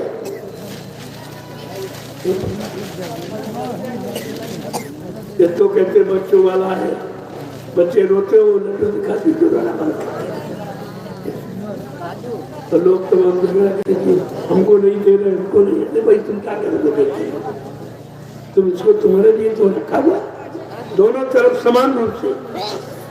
और इसमें कोई किसी की सेवा ले आता तो उसको दे देता कि भाई सेवा ले आओ, तो उसको लड्डू दे देना, उनको दिया जाता। या जो सेवा लाता उसको दिया जाता, सेवा करता उसको दिया जाता, बाकी सबको थोड़ी दिया। और सबको लेना भी नहीं चाहिए। तुमको बना वही प्रसाद लो, लाठी जो तुम्हारे लंबे समय तक तुम्हारे पास रहेगा, तुम्हारा काम करेगा। लड्डू बड्डू से कोई काम नहीं होगा, ये आप समझो। ये तो लोगों को खुश करने के लिए, खुश कर दो भाई, आने लगे, जाने लगे, किसी तरह सुनने लगे, समझने लगे, नहीं तो कोई नहीं आता। ये लड्डू के कारण कितनी भीड़ हो गई थी। लड्डू बहुत काम कर रहा, लोगों को ले आता पकड़ के ले आता।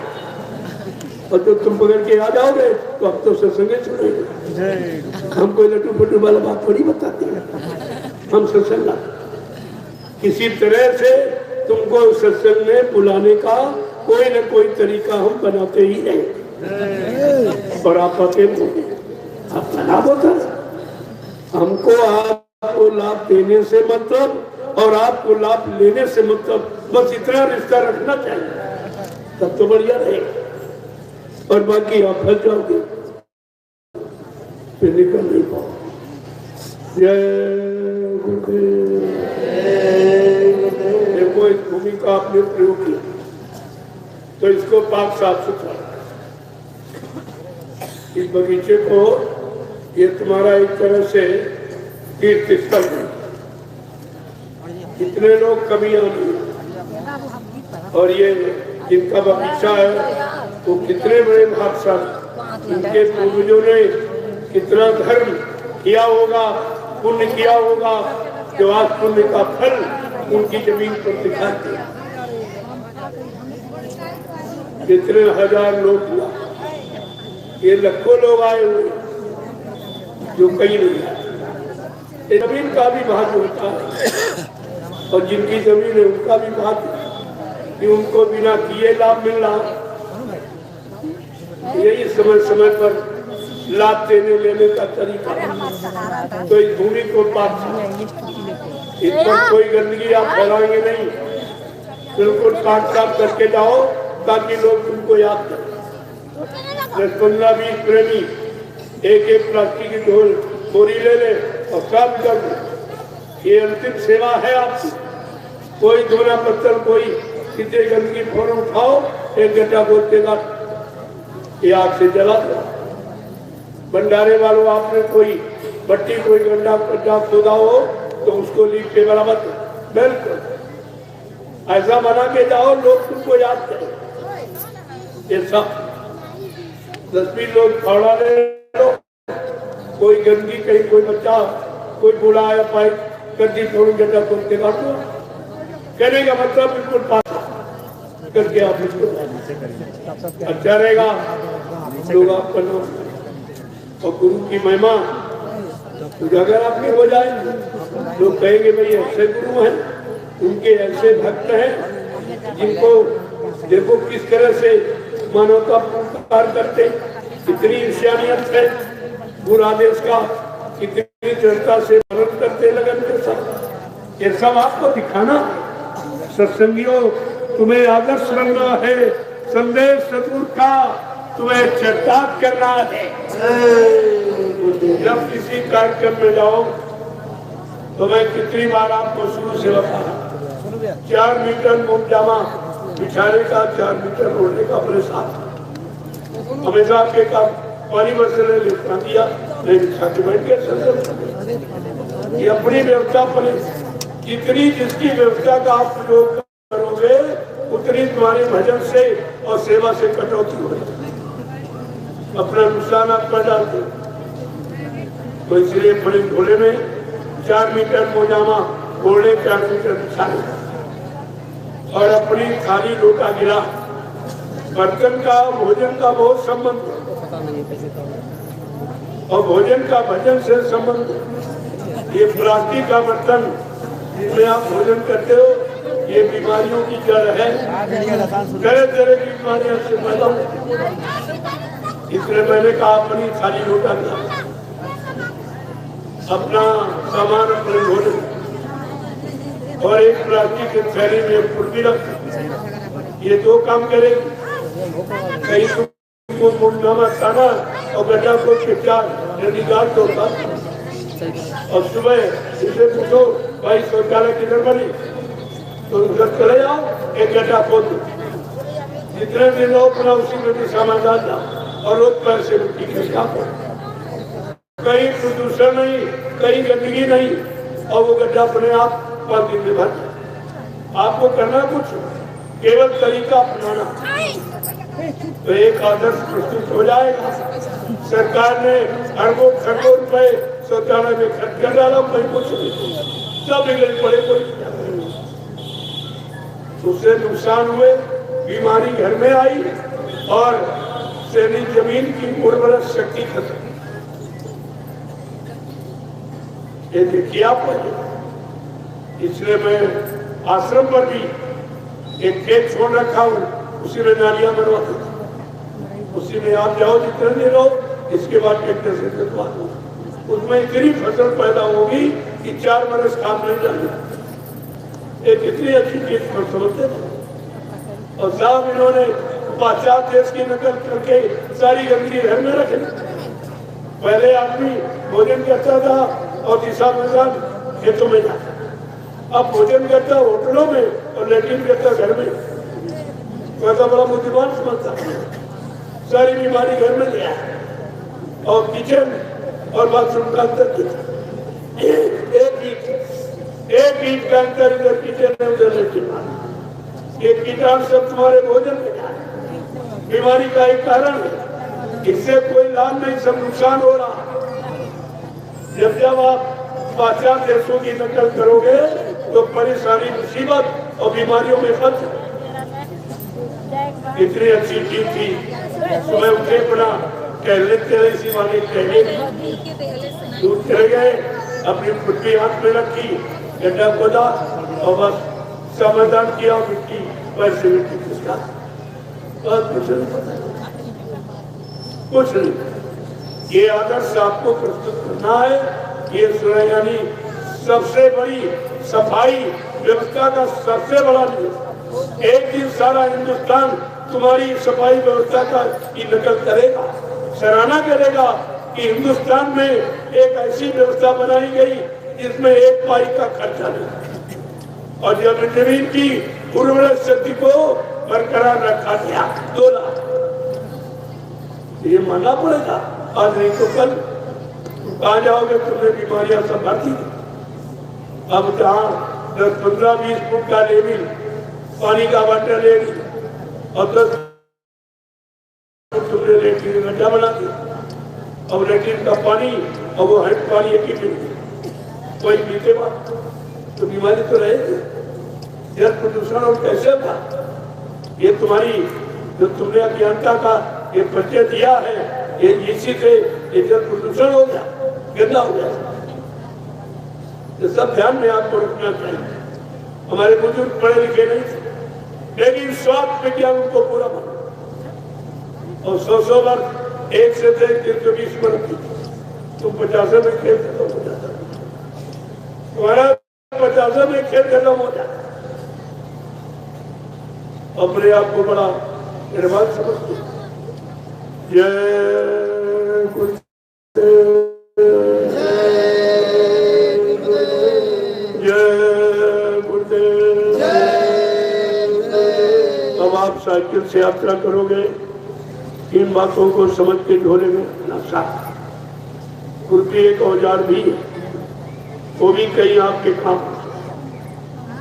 वैसे जहाँ देखा ऊंचा नीचा खुरपी निकाली, गड्ढा 4 खोदे, डंडी गाली, छटा निकाल, ये सब काम की थी। और सुबह पड़ा दिशा मैदान में चले गए और गड्ढा खोद दिया। ये सब सफाई का कितना बढ़िया और एक पैसा नहीं खर्च, और इनका कहीं उधर बुद्धि नहीं जाती, इनकी बुद्धि खराब है।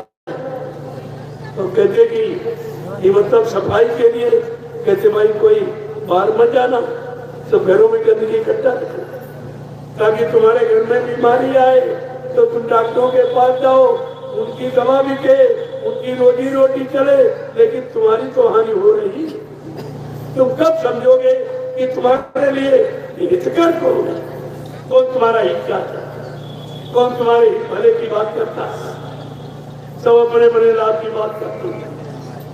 जब बीमार रहोगे तो डॉक्टरों की रोजी रोटी खुल जाएगी, उनकी तो रोजी रोटी खुल जाएगी, लेकिन तुम्हारी रोजी रोटी बंद हो जाएगी। जितना कमाया 70% डॉक्टर जाता है, 20% फैशन में कमा दिया, कितना बचा, शरीर पर कितना खर्च करते, बचता ही कुछ नहीं। ऐसी नकल तुमने पाश्चात्य देशों की अपने आप को उजाड़ दिया, बिगाड़ दिया। लक्ष्य ये कौन सी तुम्हारी पढ़ाई लिखाई, कौन सा ये ज्ञान है? अपने को नहीं सुधार पाए, अपने को नहीं बना पाए, अपने को सुरक्षा पाए, तो ये बिगाड़ने वाला काम है कि बनाने वाला काम? जय गुरुदेव। अब आप